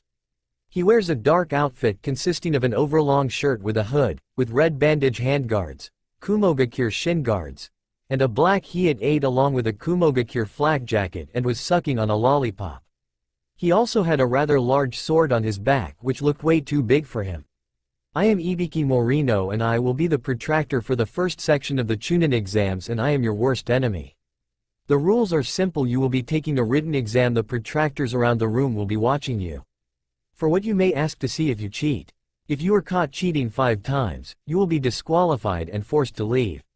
You will have 45 minutes to complete 9 questions with a 10th question once the 45 minutes are up. Any questions? No? The test begins now, he shouted, and instantly the sound of papers being flipped could be heard. However, pencils weren't scratching on said paper, and Naruto understood why as he stared down at the paper. The questions were tough, way harder than any genin and even most Chunin could realistically be able to answer. He could hear people muttering to themselves trying to figure out what was going on. Looking around the room he noticed a few people already writing. Frowning, he thought about the meaning of the exam before it clicked. So this is an exam to test your ability to gather information, huh? He thought as he suppressed a grin as he thought for a minute on the best approach. Leaning back in his chair, he looked up and saw a kunai flying past his face, hitting the desk behind him. Examinee 132, you and your team are disqualified. Ibiki shouted as a Konoha genin cursed, getting glares from his teammates. Naruto kinda felt bad, but he didn't spend time dwelling on the loss of a team. Tapping his chin, Naruto looked around as he spotted Hinata and Sasuke, as well as who he assumed was Neji, using their respective dojutsu. Sakura was answering all the questions with what looked to be no difficulty, but that was expected. I'm not really suited for information gathering, at least none of my jutsu are stealth-based. Well, I could. Scanning the room one last time, he spotted what looked to be a Chunin in the crowd with the answers. Naruto reached into his pockets, knocking out 3 smoke bombs which exploded, filling the room. Creating a cage bushin, it quickly moved down and swapped papers with the Chunin and quickly sent his up to the real Naruto. If I find out whoever did that, you're dead, shouted Ibiki in the smoke as he used a futon jutsu to quickly clear the smoke, which also cleared the smoke of the bushin being dispersed. Naruto sat innocently enough as he pretended to finish writing the questions and set his pencil down. That wasn't bad, kid, maybe not the most discreet, but it would work in the field. He thought, looking at Naruto, who at this point had placed his head on the table. The rest of the test went by pretty quickly, with most notable techniques being a kid using mirrors and Asuna genin using a puppet to get the answers. Alright, time's up. Pencils down, Ibiki shouted, waking Naruto up from his nap. Before I give you the 10th question, let me lay down some rules. If you fail this question, no matter how many points you have, you will be failed. He announced as genin began to talk amongst themselves. Quite. I'm not done. If you fail the 10th question, you will also never be allowed to take the Chunin exams ever again. He announced, letting it sit for a moment before a flurry of shouts made its way through the room. What? That's bullshit. There's people who've taken the exams multiple times. You can't do this. Kiba shouted from a couple rows behind Naruto as Ibiki chuckled. Yes, I can. They've just been fortunate enough to never have had me as the protractor. If you want to leave, you may, but no, you will be disqualified. Ibiki announced with a finality as teams began to get up and leave left and right. Naruto heard the Komo ninja muttering to his right. And if I fail, Bai-sensei will be mad at me and he might just kick me of the team. Naruto cut him out as he looked over at the Kiiroi rebel genin, who looked just as nervous. He noticed the rest of the rookie 15 was pretty shaken up as well, steeling himself as more teams left. He slowly raised his hand down, catching his team's attention. I heard the brat had more conviction. I'm surprised he's backing down. Ibiki thought as he stared at Naruto to see what he would do next, and was mildly surprised as the teen slammed his hand down on his desk, causing everyone to stop and look at him. Your rules are bullshit and everyone knows it, but you know what? Even if I fail this question, even if I can't move past genin, I will still further my shinobi career and become Hokage Datbeo. Naruto shouted. I don't need the rank of Chunin to prove how kick-ass of a genin I am. He finished as everyone that was on the fence gained the confidence they needed. Maybe this brat is special like Kakashi has been bragging about. He's got guts and conviction. He can even make people look up to him. I think he would be a good Chunin. Ibiki thought, staring down the Namikaze once more before looking over the room. Last chance to leave, he announced, waiting for anyone to lose their nerve. Seeing no one did, he nodded. In that case, you all pass. He announced once more, getting shouts from the genin present. Holding up his hand, the room quickly quieted down. This was a test of not only your ability to gather information but also your conviction.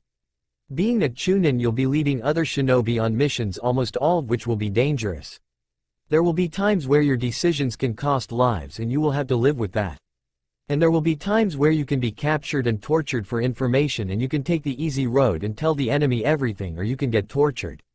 He said, removing his hite to reveal his scarred head, which caused what he was saying to sink in with every genin. Being a shinobi past genin is more than just doing simple chores. It's fighting on the front lines and protecting your comrades, and you have to live with losing them. He finished as a large ball crashed through the window opening to reveal a banner which said, announcing the protractor of the second Chunin exams. The Y in single Anko Mitarashi. With a woman standing in front of the banner with her fist pumped in the air. The woman who Naruto assumed was Anko was fairly tall with a slender frame. She has light brown, pupil-less eyes. Her hair was black with a violet tint which was styled in a short, spiky, fanned ponytail. She was wearing a fitted mesh bodysuit that covers her from her neck down to her thighs. Over this, she was wearing a tan overcoat with a purple inseam and a pocket on each side, a dark orange mini skirt, a dark blue belt, and pale gray shin guards. In addition to the typical Hiat 8, she also wore a small pendant that looks like a snake fang and a wristwatch. "Anko, you're early," Ibiki said with a deadpan from behind the banner, causing Anko to defeat a little bit before counting the genin in the room. "And you're losing your touch, Ibiki. I count 90 genin still in the room," she said, rather annoyed as Ibiki chuckled. "Or maybe they're just a good crop this year," he said, glancing once more at Naruto as Anko simply rolled her eyes. "Once I'm done, that number will be cut down by more than half. Now then. I am Anko Mitarashi and I will be the protractor of the second exam. You have 10 minutes to meet me at training grounds. If you're late, you're disqualified," she announced before heading out the door, leaving dumbstruck genin. "Well, what are you waiting for? Get the hell out of my room," Ibiki shouted, causing the remaining genin to get up and follow Anko out the window, causing a traffic jam. Team 7 met at the door as Shikamaru rolled his eyes at everyone trying to leave the same way as Anko. "They know there's doors, right, and less troublesome ways of leaving a room," he said as the team left the room. Tamari shrugged her shoulders. "Maybe, but they're probably so hyper-focused on winning the exams they didn't realize it," she said as Naruto nodded. The team made a quick dash to training grounds 44, which was filling up with genin teams. Once 10 minutes was up, Anko waved her hands as Chunin blocked off access to the rest of the 5 teams which had yet to make it. "Alright, gather around Gaki. This is training grounds 44, otherwise known as the Forest of Death. Why, you might ask? Because it is crawling with some of the most dangerous fauna in Konoha. Your goal is these 2 scrolls right here," she said, pulling out a brown and a white scroll from her trench coat with the kanji for earth and heaven on them. "Each team will be given one of these scrolls. Once you've collected both of them, you're to head to the tower in the center of the forest. You have 5 days to reach it. If you don't, tough luck. Killing is allowed, and as such we will require you to sign waivers," she said, motioning to some Chunin to start handing out the paperwork. "I bet this exam will be super easy. We'll pass no problem," everyone heard Kiba say, and they couldn't believe how stupid he was to say that so loud. Anko grinned as before anyone could react or even see, she pulled out a kunai, throwing it past Kiba, slicing his cheek open a little bit. "Is that so, Gaki? Quite a bit of confidence in you. I hope it holds up," she said, licking the blood off his cheek from a mortified Kiba. "Here, you drop this," said a Kuna genin who passed back the kunai with a rather large tongue. "Naruto, be careful with that one. For some reason I'm getting a horrible feeling about them," Hiruzen said from deep within Naruto's mind, who simply nodded. "Yeah, for some reason they smell of snakes," he said half-absently back to Hiruzen, who simply widened his eyes.